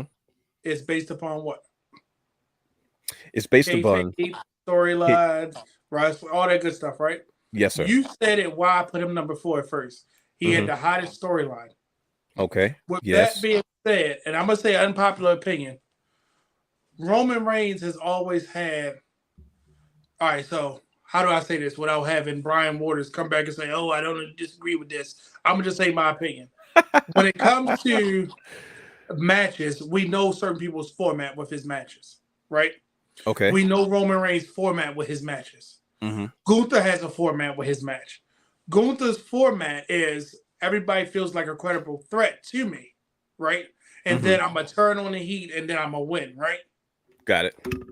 Roman Reigns' matches are slow, methodic, let me talk trash, let me do this. Are they those good moments that will warrant me to say, I want to go back in this moment and rewatch this match a week later, a month later? Yes. The answer is yes. Let me finish. Is it going to have that same quality no matter who his dance partner is? And I'm going to say no. Come on, man. Come on. If it wasn't, just like you said. Now we got a debate. Go ahead. I want to hear this. Script. If you take the story out of it, Sami Zayn and him had the biggest story, and we wanted to see that match. Great match, right? Him and Kevin Owens, they wrestled, what, 4 times? Yeah, Kevin Owens held it down. Keep injecting that story.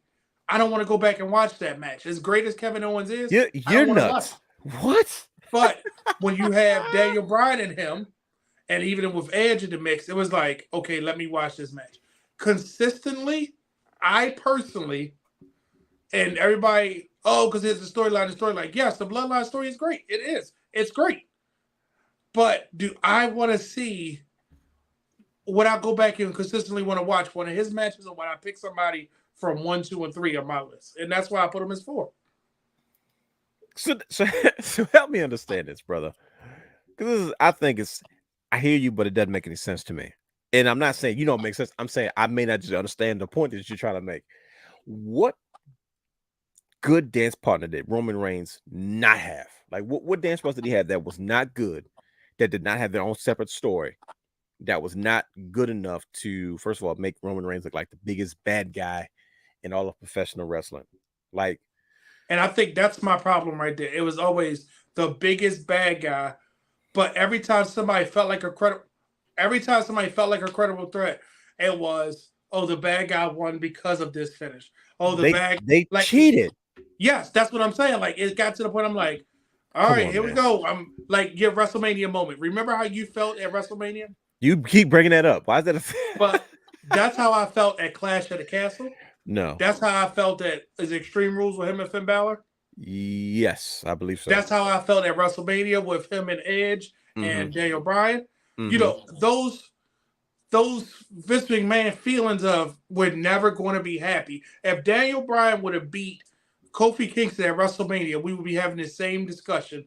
Like, we never got our and I know us wrestling fans we want everything now. We want, oh, slow down, you got to eat steak. Everybody says that we're only in that we're only in the third inning. Whatever. To me personally, and I'm saying for me, I'm tired of that because I kept having those feelings.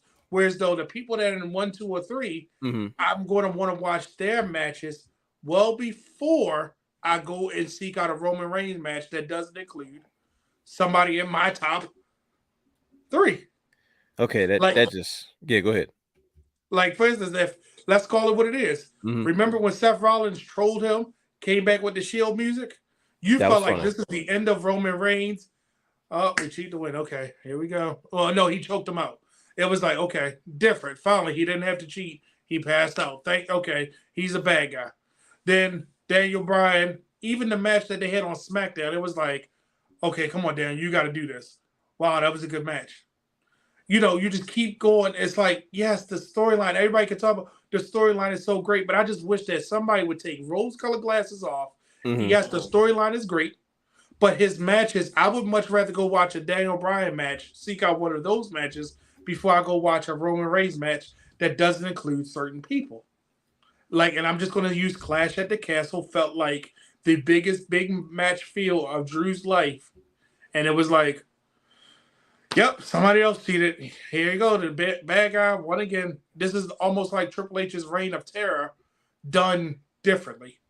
Oh, God, I hated that. Yeah, you get what I'm saying? But it was done. This was done with a storyline that you want to see.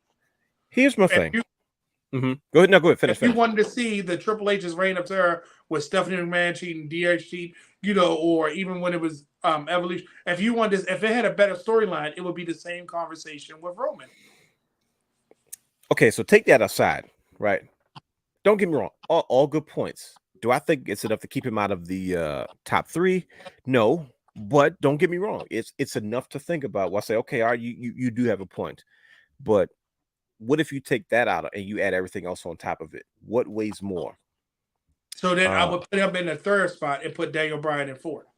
Okay, that's where I'm headed. I'm gonna be honest with you, because that's what I was thinking. Because don't get me wrong, everything is saying makes 100% perfect sense, and like this is you got to really think about it. And when you put it that way, I'm like, well, he has a point. But I've always felt like everything else that he brought to the table kind of outweighs that portion of it. Okay, that makes sense. So that's you why you put him higher. Yeah, because you would put him higher because the Triple H Reign of Terror has a better storyline. Triple H is the greatest wrestler because of his better storyline. Yeah, the storyline didn't get stale. It was okay. This is better. Okay. So it's like it don't make what you say any less true. Like, no, it's very true when you think about it. Like, well, he's kind of got a point, but it's just like, but everything else on top of that, I'm like, well, his presence, the ability to not be on TV and still be like people. It's how long has it been since we watched TV waiting to see if the champ was going to show up or not? It was back when Brock Lesnar was gone with the Universal title. Remember? And this is it was bluntly obvious he ain't coming back. And it was obvious why, because Vin Man made sure to put the title on somebody that knew was going to pull the fans in because it was such a scarcity when we saw it. That's rare to do for a full-time performer, if you want to consider Roman Reigns a full-time performer. But I want to see him because I feel like it has fell off without him. I want to see him. And that's and to me, that's what keeps him in the top 3. All right, so I can put him as 3. No. I don't got him at 3. I got him in top 3. So can we agree with Daniel Bryan at number 4 then? Yes. Okay. There we go. This is what it's about. Ladies and gentlemen, we've come to an agreement. We finally put Daniel Bryan at number 4. Here we go. This is the top 3. All right. We're getting down to the nitty-gritty. Look what Matt upset. Look at this. The Roman Reigns long title reign stupid. Look, he just look, he's obviously over it. He wasn't for it. But it's just you can't take away what he's able to do, man. So it's Reynolds doing listen to me. We are doing this list literally right now. Like you can't see it because of the light, but this is like I'm literally writing this down. Like we're like, no, I literally said, we're gonna save this. We're gonna do this like on the show. So everybody can see us come to this conclusion. It's a lot easier because it's just 2 of us. Because trust me, we ready to be burning midnight oil if it was the full blown DX 4 of us. So here we are. Let's just review the list for people that may have gotten here late, this is the Riddles Reacts Takeover. We are redoing PWI 500's top 10 list, Wrestling Wrealm style. Myself, the Belt King, brother Brandon, we're redoing this top 10 to what we feel it should be. So this is the Wrestling Wrealm top 10 from PWI 500. So at number 10, for those who missed it, we have Orange Cassidy. For number 9, we have Sami Zayn. Number 8, we have Kazuchika Okada. Number 7, we agreed to what? Cody Rhodes, correct? Yes. All right. Number 6, we said Carmelo Hayes. Number 5, we had MJF / Gunther as an asterisk. We got to come back to that one. And at number 4, we went with Daniel Bryan. Now we're getting down to the top 3. We got to come to a conclusion about this, brother Brandon. This is your turn, right? Mm-hmm. Okay. Number 3. Who do you have as the number 3 wrestler of the year? Well, remember, we just flipped them. I had Daniel Bryan, but now since we had... So we're just going to go ahead and put out there. You're saying Roman. Yes, because I agree with you. Because I said Daniel Bryan was... I'll flip him and Roman. Okay. So Daniel is 4, Roman is 3. So you went ahead and you pretty much told us why you chose Roman. So I'm going to say this. At number 3, I don't agree. I put Gunther at number 3. That's right. I remove him. Okay, I remove him from number 5. I keep NJ up there, and I think he's better suited at number 3. And I say this is because I think that Gunther has had the best year of any up-and-comer main event star in all of professional wrestling outside of the names of Roman Reigns and Seth Rollins.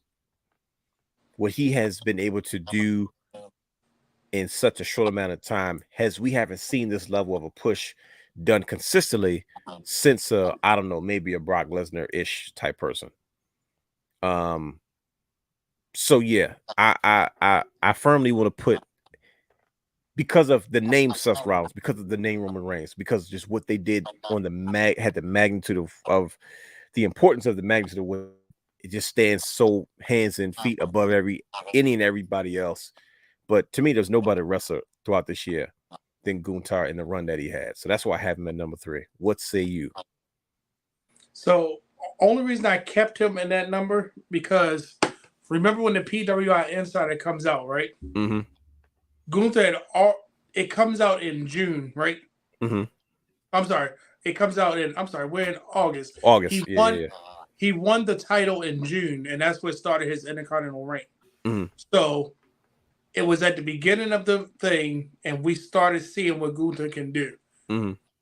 Will Ospreay has shown us, we just didn't pay attention to him until he basically had that last match where people started saying, well, yeah, he needs to be in that conversation.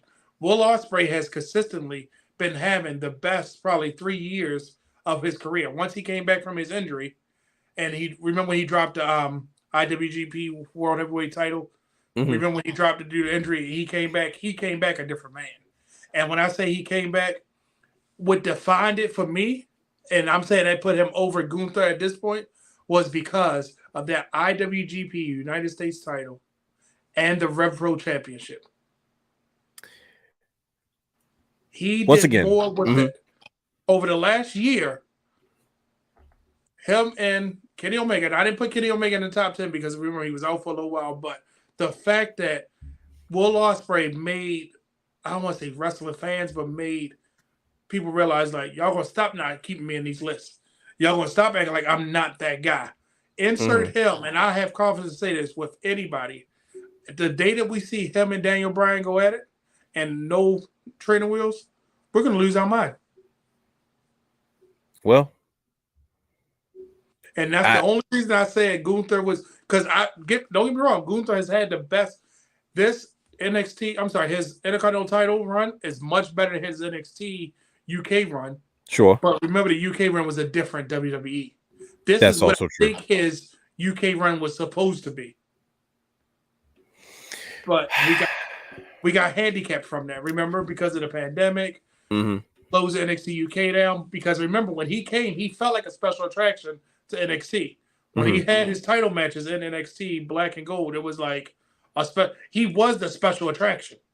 He was that, is Walter. Let me just say that. You know what I mean? Like His name is Walter. Yeah, he had that. And so over the last year, we're seeing this, and he's doing it. But I'm just saying, Will Ospreay just has a different. He just hitting a little different for me because of not only what he's doing in New Japan, AEW, Red Pro, you name it. Will Ospreay is like, I'm here. I'm in that conversation with Okada, Daniel Bryan, Kenny Omega, Seth Rollins. I'm in these conversations. Let me tell you why. Once again, at this excellent points, I don't disagree with you. Let me tell you what edged him out. There's one thing that Will Ospreay is missing from what's missing from him that you named about everybody else on that list, and it's not his fault. It just is what it is. Those other guys you named in comparison to Will Ospreay, they had the big stage, and they had a story. And it wasn't just straight exhibition. I'm the champion. Let me prove it in the ring. And there's no disrespect. That's his style. That's kind of what New Japan has always been built on. They didn't really start having crazy storylines until the Bullet Club kind of got involved. And even then, everything was still kind of wrestling based. I think that's what kind of edges Will Ospreay out for me. It's like, well, he didn't have that stage. You're comparing him to everybody else, but those guys had, like, they lucky they had AEW. It's because those matches wouldn't have mattered if Ring of Honor was in the same space. Imagine all the matches that you just named about those guys, and it happened between New Japan and Ring of Honor. Say New Japan and Ring of Honor had their partnership still going. There was no AEW. They wouldn't even be in this conversation right now, but because AEW is so mainstream now as far as their presentation, cable television, major cable network, they get a bigger platform to a larger wrestling audience. That's what edges Will Ospreay out for me. I just don't have him. I still stand firmly at Gunta. What are we gonna do? We gotta figure this out. I feel like if you take, so for instance, Walter at NXT UK didn't have the platform that he has now. Which is why he never got the credit before. It's because the audience that he was performing in front of was a lot smaller than the mainstream audience. NXT UK versus NXT was a different brand. Right, but when he came, he was that attraction. That's what I'm saying. I'm trying to draw the comparison to him and Will Ospreay. It was, it's Walter. You get what I'm saying? Like when Will Ospreay is added into these conversations, and when I say these conversations, whether it's an attraction match, whether it's, he could wrestle for Brandon World Championship Wrestling, you're like, oh my God, it's Will Ospreay. You get what I'm saying? Like, it's going to be, I don't want to say a big deal, because I'm trying to give it his due, but like when Walter was announced to have an NXT UK title match on NXT, whether it was World Collide, whatever, it was like, I want to see that match. That's the match I want to see. And yes, Will Ospreay is not attached to somewhere that gives him that platform. I think that next year this time, Walter might be giving Seth a run for his money in that number one spot if they continue on his trajectory to keep building him, because he's a workhorse, but he's a workhorse that feels like a world champion right now. You're making all the points as to why I feel like he's over Will Ospreay. It's because everything you talk about, Ospreay has been a world champion. Is a world champion, and look what he did with that United States title. Yeah, but once again, it's that their platform is still not bigger than that mainstream WWE platform. That's always going to edge him up, because everything you talk about Will Ospreay is hypothetical. What if he would have, if they pulled him out and put him in? Right, but the reality is that's next year maybe. If he decides to sign with AEW, Will Ospreay might have a chance to be in that top three. So you're talking about above Roman? No, I'm going to tell you how this is going to plan out. Once again, when you hear my number two, my number ones. And it's very specific reasons, because I found a way to fit them all in there. I don't think anybody's had a better year all the way across the board. When I say all the way across the board, I'm talking about drawing power, mainstream exposure, legitimate title reigns, and then overall popularity. Everything you said about Will Ospreay is true, but there's things he's missing. He missed that large platform. He missed that main event storyline, and he missed out on those matchups that make him a big deal to the world of professional wrestling. Once again, it doesn't take away anything you said about the brother. Everything he says is absolutely true. I just think that the mainstream will always edge out a New Japan guy every day of the week. There's only one guy that competed on the same level as mainstream wrestling, and even he had to come over to the WWE to make himself stamped and solidified, and that was AJ Styles. I think at the height of AJ Styles' popularity, more people were watching New Japan than ever because I was one of them. You know what I mean? Because he left his home, and everybody's like, "Where is he at now?" Because we would still want to watch him. We were chasing him. We had to go find him. We had to literally think about it. If he was announced for our show, you're like, "Oh, I need to go to that show." Oh, is that close to me? I want to go see AJ. And that was when they were doing like the extravaganza in Vegas, and I found one indie match he did. I was chasing AJ Styles down, see what he looked like after he left TNA. He did Wrestle One with he did Wrestle One with Seiya Sanada when he was still. Remember that was his first announcence. Like, oh my God, he really did leave TNA or left Impact. And then he did that one indie show with Cedric Alexander. I don't remember what it was. It was just they were green and white theme. They got a lot of green lights. And I remember they had that one match on YouTube, and then before you know it, he was in Ring of Honor, and then he showed up in New Japan. The same day that Finn left for NXT, Prince Devitt was kicked out of Bullet Club. AJ Styles became a new member, the new leader, and to me that was at the height of the popularity of the Bullet Club. And I'm like, it was a big deal because nobody over there had got American audiences to pay attention to what was going on over there. Like Ring of Honor was doing a good job of it. AJ Styles was their type Gaijin star. It's not meant that Gaijin terms not meant to be offensive in this particular situation, because depending on who you ask, it could be offensive or not. But he was a top foreign star. Like he was on the same level with Tanahashi, with Nakamura, with Okada. I hit Okada and freaking Seth Rollins was on the same path trajectory in 2014. You know what I mean? And and then you had AJ company on his back faster than Seth did. No doubt. And then Seth got derailed because he got injured, but then AJ Styles had to come to the WWE and he was stamped. And the rest is history. So I get what you're saying about Will Ospreay, but he hasn't done it yet. Everything you're saying is if I'm like, bro, those are all big ifs. And if there was anybody else besides Gunther, I would have made the exception for him because I'm a Will Ospreay guy. He transitioned from a super junior heavyweight to a full heavyweight. And see, I'm a Walter guy. I'm all for Walter. That WWE audience. I had to put my bias to the side because I was like, that WWE. I feel like Will just had a better. To me, I feel like Will had a better year in Gunther because he didn't have that big stick. Like I guess I'm thinking about it in that way. Like he did more without all of that. And Gail Kim had better years in TNA than AJ Lee, but yet we talking about what AJ Lee and Caitlyn did for that whole decade before NXT women showed up. It's something that mainstream will always edge out that smaller audience every day of the week. But what are we gonna do, bro? I just don't want to put. I don't. You can't budge. You can't. I'm not putting Will Ospreay at number 3. Is not discrediting him because I think you're scared because you got nowhere else to put him. Will Ospreay is not going to make it. Will Ospreay is not going to make it top 10. Huh? He's not going to make it top 10. Who? Will Ospreay. See, I would kick somebody else out first before if you don't put him at 3, you have nowhere else to put him. That's what I said. That's why I put him there because honestly, I feel like everybody else. I don't think anybody else who had a better year than Will Ospreay. Gunther. Seth Rollins had a better year. We agree he's number 1. Let's just get that. We made that clear. Seth Rollins is the unanimous number 1. Gunther had a better year than Will Ospreay. Maybe not because of the reasons that Will Ospreay had a better year, but it just that he had everybody in the world knows who the heck Gunther is. A lot of people may not have been familiar with Walter. They know who Walter is. No, they may not have been familiar with Walter. You underestimate the power of the UK fan. But see, I don't underestimate the power. It's just that they already knew who he was. They knew the American audience may not have been familiar with Walter. Us diehards, we knew who Walter was. But everybody knows who the heck Gunther is. That's all I'm saying. I don't know. I don't know. I think you're underestimating. I think you got to take your bias off. Like I had to take mine off because you know I'm a Walter fan. So let me ask you a question. What do you think I'm being biased about when it comes to Gunther versus Will Ospreay? They're both my guys. I've been a Will Ospreay guy since AJ Styles was him and Marty Scurll. We probably shouldn't even talk about him because of his charges and stuff. But that's how I met those guys. They were facing off with when AJ was on his global tours. He was in Rev Pro UK. And one week he had a match with Zack Sabre Jr. Next week it was Will Ospreay. Next week it was Marty Scurll.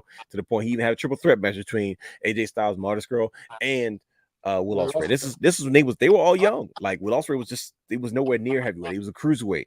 You know, he's a junior heavyweight at the time. And I was like, it made me pay attention to UK wrestling. I started watching Progress in Rev Pro UK because of those matches. And I was like, yo, this They is drew really, you to it. they really, really did. Like, and once again, I give credit to AJ's because first of all, that was a time I got sick of what they were feeding us in WWE. And I was like, and I would remember I went on my global excursion.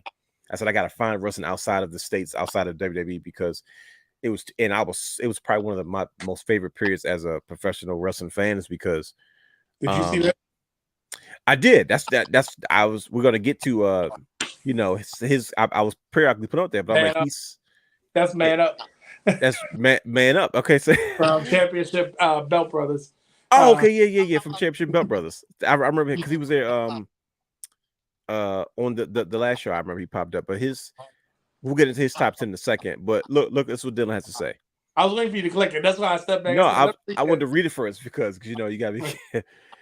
He says, I agree with Dynamite Dwayne Gunther versus Ospreay in 23 because Gunther has been consistent. Ospreay was very stop-start because of not that mainstream. And once again, that's the whole point. I'm not saying it's his fault, but it's just to me that mainstream always edges you out. It always edges you. I'm gonna disagree with you on that one because. So what are we gonna do about number 3? We got to figure this out because we got to get to 2. We got to get to 1. Well. We got to get to 2. We got to do what? So let's leave it at asterisk, okay? Number 3, we'll leave it at asterisk. I'm saying Gunther. You're saying who? Will Ospreay? Yes. Okay, we'll leave it at that. We'll leave it at for now. Number 2, Seth Rollins is obviously number 1. This is really like the big deal. Who do you have as a top 10 wrestler that should be in the top 10 PWI's 500 top 10 list? Who should have been at number 2? I already said it. Oh, you missed it. I said Daniel Bryan. So you put Daniel Bryan at number 2. I thought we agreed to him. I thought we agreed to him at number 4. So how are you gonna put him at? Remember, I said I had him at number 2. But then you changed my mind, so that took away my number 2. Okay, so you originally had Daniel Bryan at number 2. Let's make that clear. Yeah, I originally had his number 2. We had a conversation about it. We agreed to him, put him at number 4. Where do you sit at number 2 now? I don't know. I'm so confused. Well, see, here's you have room. And can I give you my number 2? And then maybe I can convince you to go. I say Roman Reigns. I kept Roman Reigns at number 2. So in case you have noticed, I completely eliminated Moxley off this list. Yeah, we agreed to that. We both agree with that. Because I'm like, once again, I tried not to be biased, but I'm saying to myself, what did you really do all year for me to say, besides bleed? Like, hopefully you don't have any type of hepatitis or anything like that, you know, besides, you know, and don't get me wrong, he's had an excellent run. The stuff he did with GCW, with Nick Gage and Matt Cardona, like, don't get me wrong, he's had an excellent year. I'm not taking anything away from him. I'm just saying, I don't, in comparison to Gunther, to Roman Reigns, Seth Rollins, I'm not putting him in that. He's not my top 10. Now, don't get me wrong. Like, he doesn't. Yeah, Dean Ambrose made his way for me to really pay attention to him, where Jon Moxley has made me not want to pay attention to him. I hope you understand where I'm coming from. I do, but I feel the same way about both of them. I've never been interested in. To me, they're the same version, except one is a lighter version of the other one. One doesn't give an F, and the other one is like, I can only do but so much because they won't let me do but so much. Okay. And I'm like, either way, I'm not a fan. But I'm saying WWE made me care about Dean Ambrose, whereas though AEW has made me not want to see Jon Moxley. Well, it's the machine, though. Well, you know, the machine can always make you. One thing they're going to do is they're going to display you the right way, right? Henceforth, the argument about Gunther and Will Ospreay, but just can't let that one go. That machine, man, is just different, right? So I completely edge Moxley out of my top 10, but I really have Roman Reigns at number 3. At number 2. He's not number 3. No. I mean, we understand Jon Moxley's not in there. No, I don't know. Out of respect for him, I put him at 11. How about that? Because he's not my top 10. I didn't even have him in the top. He wasn't. If you want to bump Orange Cassidy and put him at 10, you can do that too. That's debatable. No, Orange Cassidy is going to stay at 10, in my opinion. I mean, he stays at 10 too, but it's like he gets that respect because of his drawing power. I'm not necessarily saying he was the guy that's responsible for the ratings, but he has kept AEW afloat, You know what I mean? For a long period of time. You know, as far as the mainstream. Because he's the man's man. And that's kind of what he is. He's like a raw version of William Regal, which is why they had the little Blackpool Combat Club and the Triple. And William Regal said, "I'm going back home to my man Triple H." And I'm laughing at my William Regal impression. That was good. All right, so if you got Seth Roman, who's your number 3? Gunther. I don't think 4, anybody had a better year. Daniel Bryan. 5. MJF.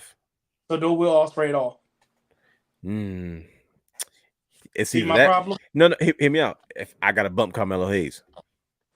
Once again, the mainstream always think about it. Will Ospreay is not to me. Here's my measure, sir. Let me help you understand where I'm coming from. Maybe this will help. My measuring stick when it comes to global superstar crossover appeal. When I say crossover appeal, I mean like main wrestling fan audience. Is AJ Styles. We just had this conversation maybe 2 minutes ago. AJ Styles had us going across the water, seeing what the heck he was doing in Japan. Like we followed it. The Bullet Club became the hottest it's ever been. And it was never as hot as it was when AJ Styles was not at the front of the door, at the top of the food chain. To me, that's the standard I'm looking at. Not many guys have been able to follow up with that. Kenny Omega did a solid job in comparison to today's guys. It was nowhere near on the level of AJ Styles, but by the time he left New Japan, he was there for so long, people were fighting for his services. And instead of going to WWE, they opted to create All Elite Wrestling. That's a big deal. You're talking about a guy that was, once again, he was also a junior heavyweight. He was a cleaner. He was just one of the spokes in the wheel in the Bullet Club, and he made his own version of it. The Elite became something special. That's the level that I'm like, okay, cool. I didn't get that from Will Ospreay. Once again, that don't take away from none of his matches. It don't take away from none because he's always a global superstar. His name was always in the mouths of people, but it was always about the matches, though. It wasn't about the storylines. It wasn't about his feuds. It wasn't about the performances on the big stages, and it wasn't about the exposure. All those things to me hurt him.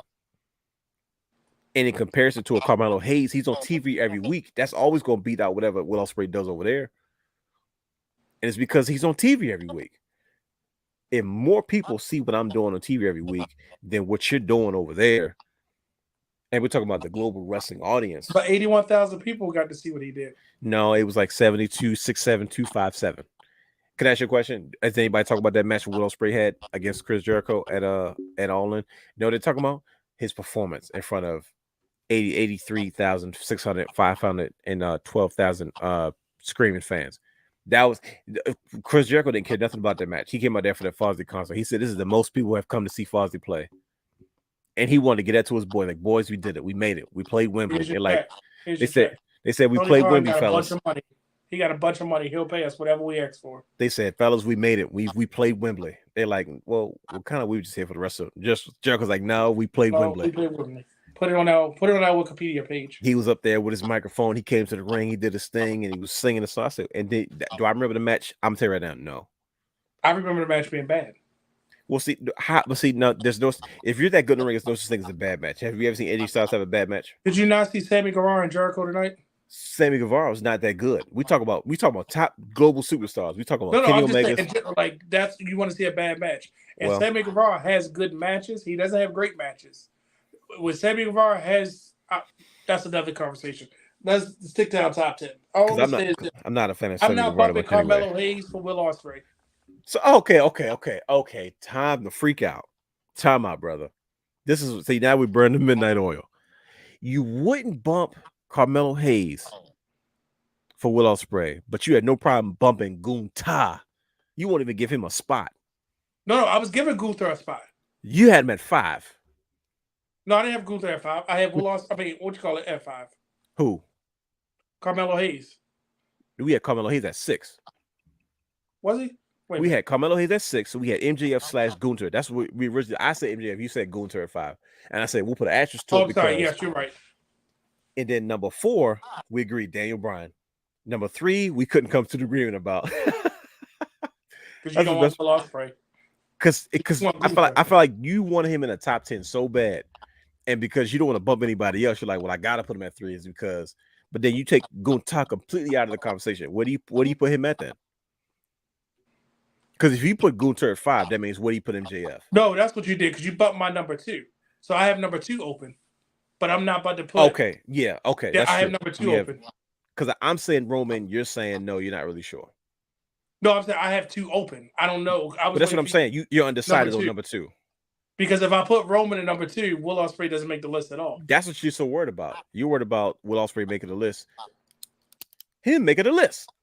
Exactly. And no, I'm not concerned with it because at the end of the day, as good as how many years have Will Ospreay been doing what he's been doing and has not gotten credit for it? And there's only one reason why he hasn't. It's because he hasn't had the same exposure as everybody else. Will Ospreay has been putting on a decade worth of quality stuff over and over again. And this year has been no different. But the same thing about Zack Sabre Jr. Okay, that's why he's not on the list though. But Zack Sabre Jr. He had the type of year Will Ospreay had. And Zack Sabre, they gave him a new title. Listen to me. And he still hasn't had the same year Will Ospreay. Maybe not this year, but have we ever talked about Zack Sabre Jr. in the top 10 in the last 2-3 years? Probably about 3 years ago, maybe he came close. Yeah, but guess what? I've seen some stuff, but I'm like Zack Sabre Jr. should have been in the conversation in the last 2-3 years. Yes, but you know why you haven't put him in and we didn't talk about him? It's because there's something different about the mainstream exposure versus the global audience. There's nothing wrong with the global audience, but it's an independent audience. It's made up of a number of different spaces, territory situations. But that 8 o'clock on Mondays, 8 o'clock on Fridays, 8 o'clock on Wednesdays, 8 o'clock on Tuesdays, it makes a major difference. And to me, it always edges out the global superstar unless you're on an AJ Styles / Kenny Omega style level. And Kenny Omega never reached AJ Styles heights. AJ Styles, to me, I've never seen a more popular superstar with the global presence of this modern era where you commercially benefited from it, not just being hot in Japan like Stan Hansen or Bruiser Brody. I'm talking like you went overseas and you were just as popular in the States when you were across the water. Come on, brother Brandon. I just preached the whole sermon right there. You were just as popular overseas in the States when you were across the water. AJ Styles is the only one I know who did that. Like Bullet Club t-shirts all of a sudden got in Hot Topic.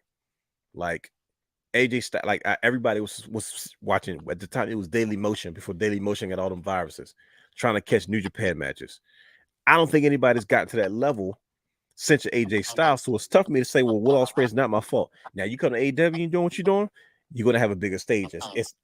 The conversation is gonna be real easy to make. But it's like, man, no, it's gonna be real easy because he's not gonna be seen in AEW.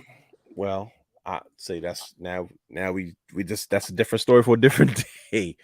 I mean, because look at Jay White. He's not even in the conversation. No, he had a rough year, man. Last year he was in the conversation, wasn't he? He was even at the what do they call that little forbidden door? He was a New Japan Pro Wrestling. I blame the belt. The belt doesn't like a big deal, so therefore, and now he's in AEW. Just man, I'm happy to see him stateside, but this is not my cup of tea. For all that, you might as well just went to NXT. But yeah, I don't see how you won't take off Carmelo Hayes, but you'll bump Gunther. How though, brother Brandon? You're not making any sense. You gotta help me understand. Because so you know why I'm not gonna bump Carmelo? Who Hayes? had a better year than Gunther? Carmelo Hayes, because Gunther was established, and Gunther is showing you why he's established. Carmelo Hayes, let's call it what it is. He was a brand new face. He's homegrown. Exactly. You get what I'm saying? So he took it and said, "Look what I got."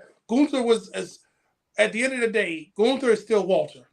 Walter's name had value. Well, the WWE had to WWE Walter. Carmelo Hayes is WWE. That's your bias, though, because you're still talking about. Truth. Think about it. Listen, hear me out. It may not be. It may be the truth, but it's still a bias. You have to in a court of law. You got to throw that evidence out. All right. So let me ask you this. You know him as Walter. Imagine you don't know him as Walter, right? And that's my point. You only know him as Gunther. Now you look at his trajectory, what he did this year versus what Carmelo Hayes did on Tuesday nights.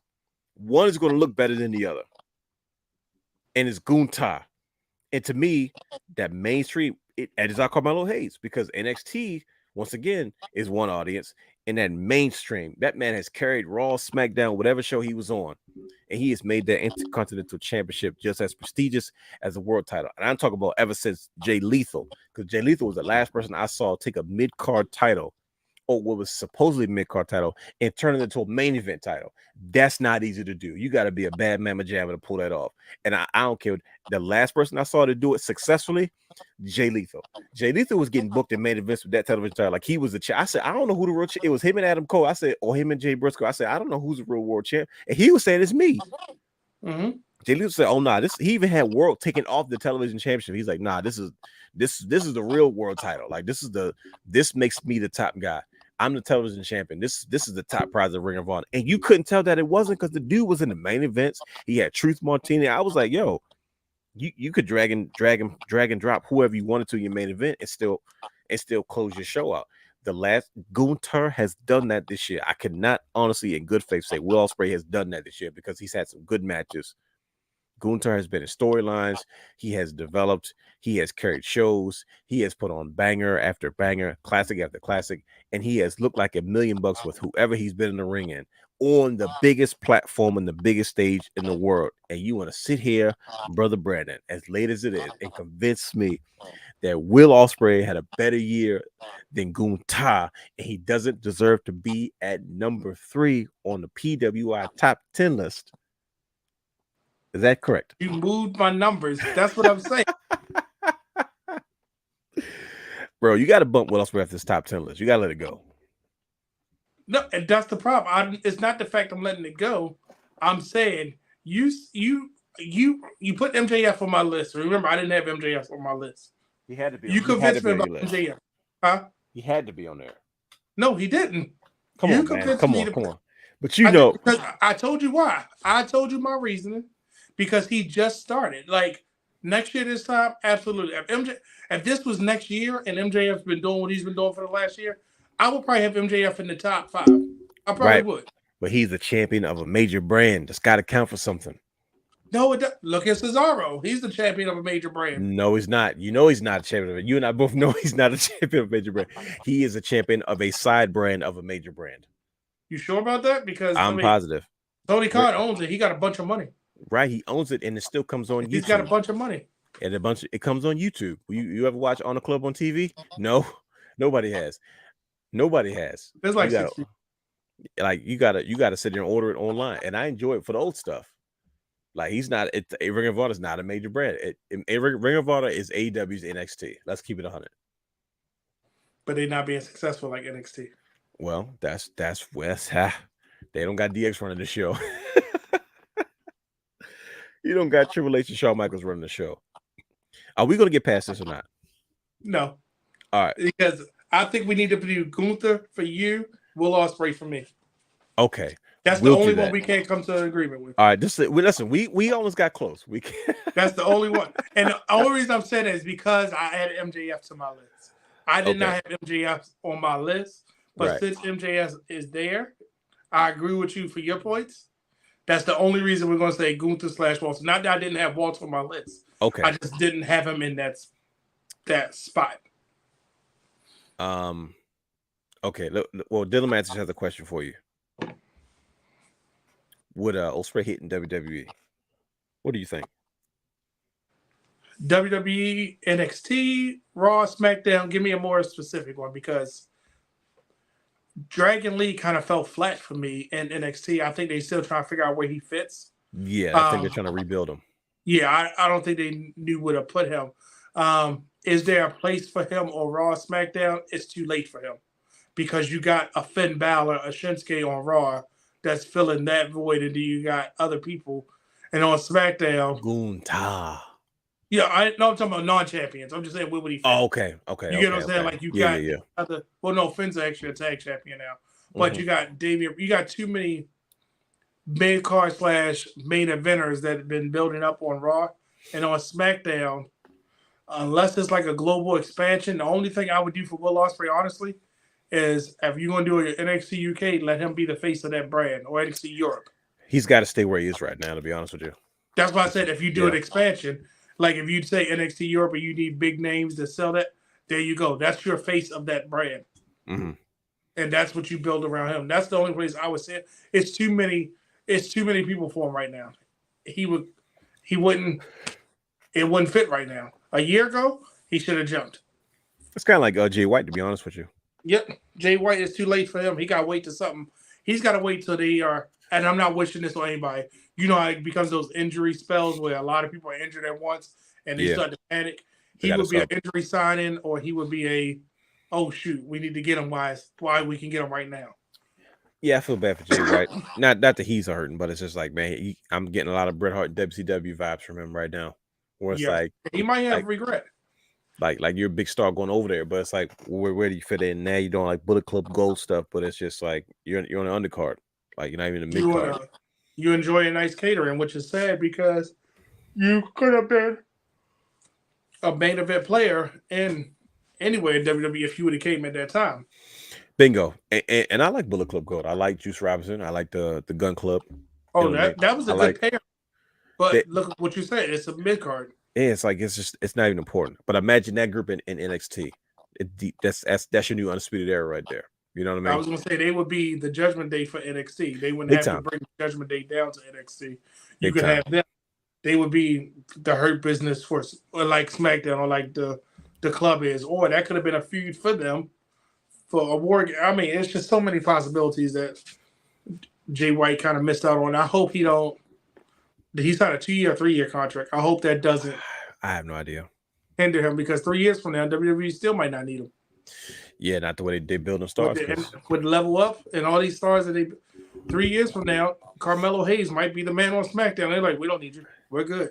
I was thinking that too, but you know, let's get out. Let's just get out Jay White action figures first from AEW.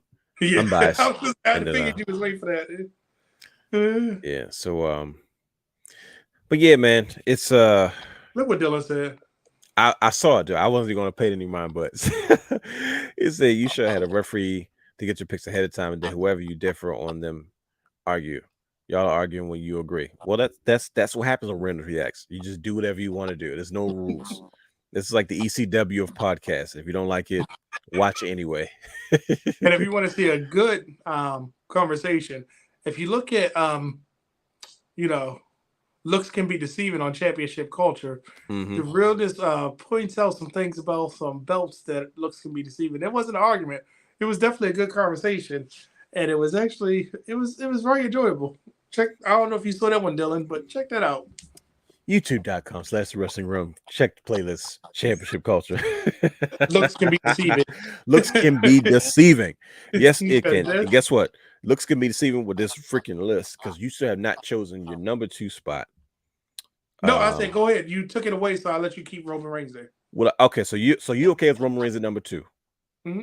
Okay, and we because my number 2 got moved down for the reason. Got it, because you were just fighting for Will Ospreay. You was not giving up Will Ospreay, ladies and gentlemen. I hope Will Ospreay calls you tomorrow and say, "Man, I appreciate you going to bat for me." Ladies and gentlemen, I think we came to a conclusion. I think. You sound like you're underwater. Oh, you hear me? Ladies and gentlemen, he's having technical difficulties. It always happens. Oh, there we go. When I play the music. It's like they don't want you to play the music loud and talk at the same time. They're like, no, stop it. Now, I wanted to give a round of applause. Let's say the air horn now. There we go. So let's make the announcement. Let's go right now.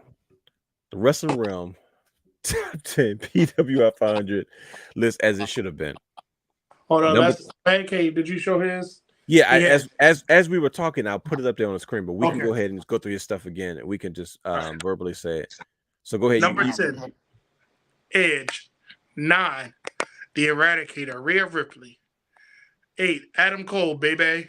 7, Senor Money to Bank, Damian Priest. Sí, señor. 6, The Man, Becky Lynch. Number 5, Will Ospreay. Number 4, there you go, Drew McIntyre, the Scottish. Oh no, what is he? The Scottish Warrior. No, Scott. What is he called? Go by. I think it's Scottish Warrior right now. They cleaned her, Kenny Omega. Number 2, Seth freaking Rollins, and number 1, Dwayne's favorite wrestler in the world, Gunther.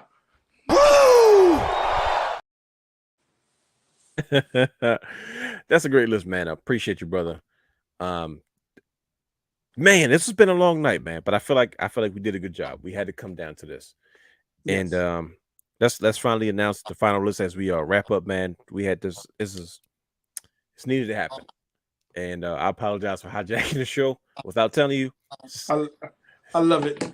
Go back and watch the beginning of the show, ladies and gentlemen. The show started out in black, and then all of a sudden the screen popped up, and I just cued my own intro, and we had an impromptu episode of Realness Reacts Takeover, the Wrestling Wrealm Now podcast. Yeah. Thanks, Benjamin Walker. Appreciate you, brother. He said, great show. Let's put that up there. So this people don't appreciate what we do, man. Thank you, brother. And that's Ben Walker from every podcast on Facebook that you ever want to watch dealing with belts. Ben Walker does it. He's actually an admin on Championship Belt Brothers and Championship Figure Brothers. Check him out. He often goes live in Championship Belt Brothers. Great middleman. Great. He actually was on Championship Culture.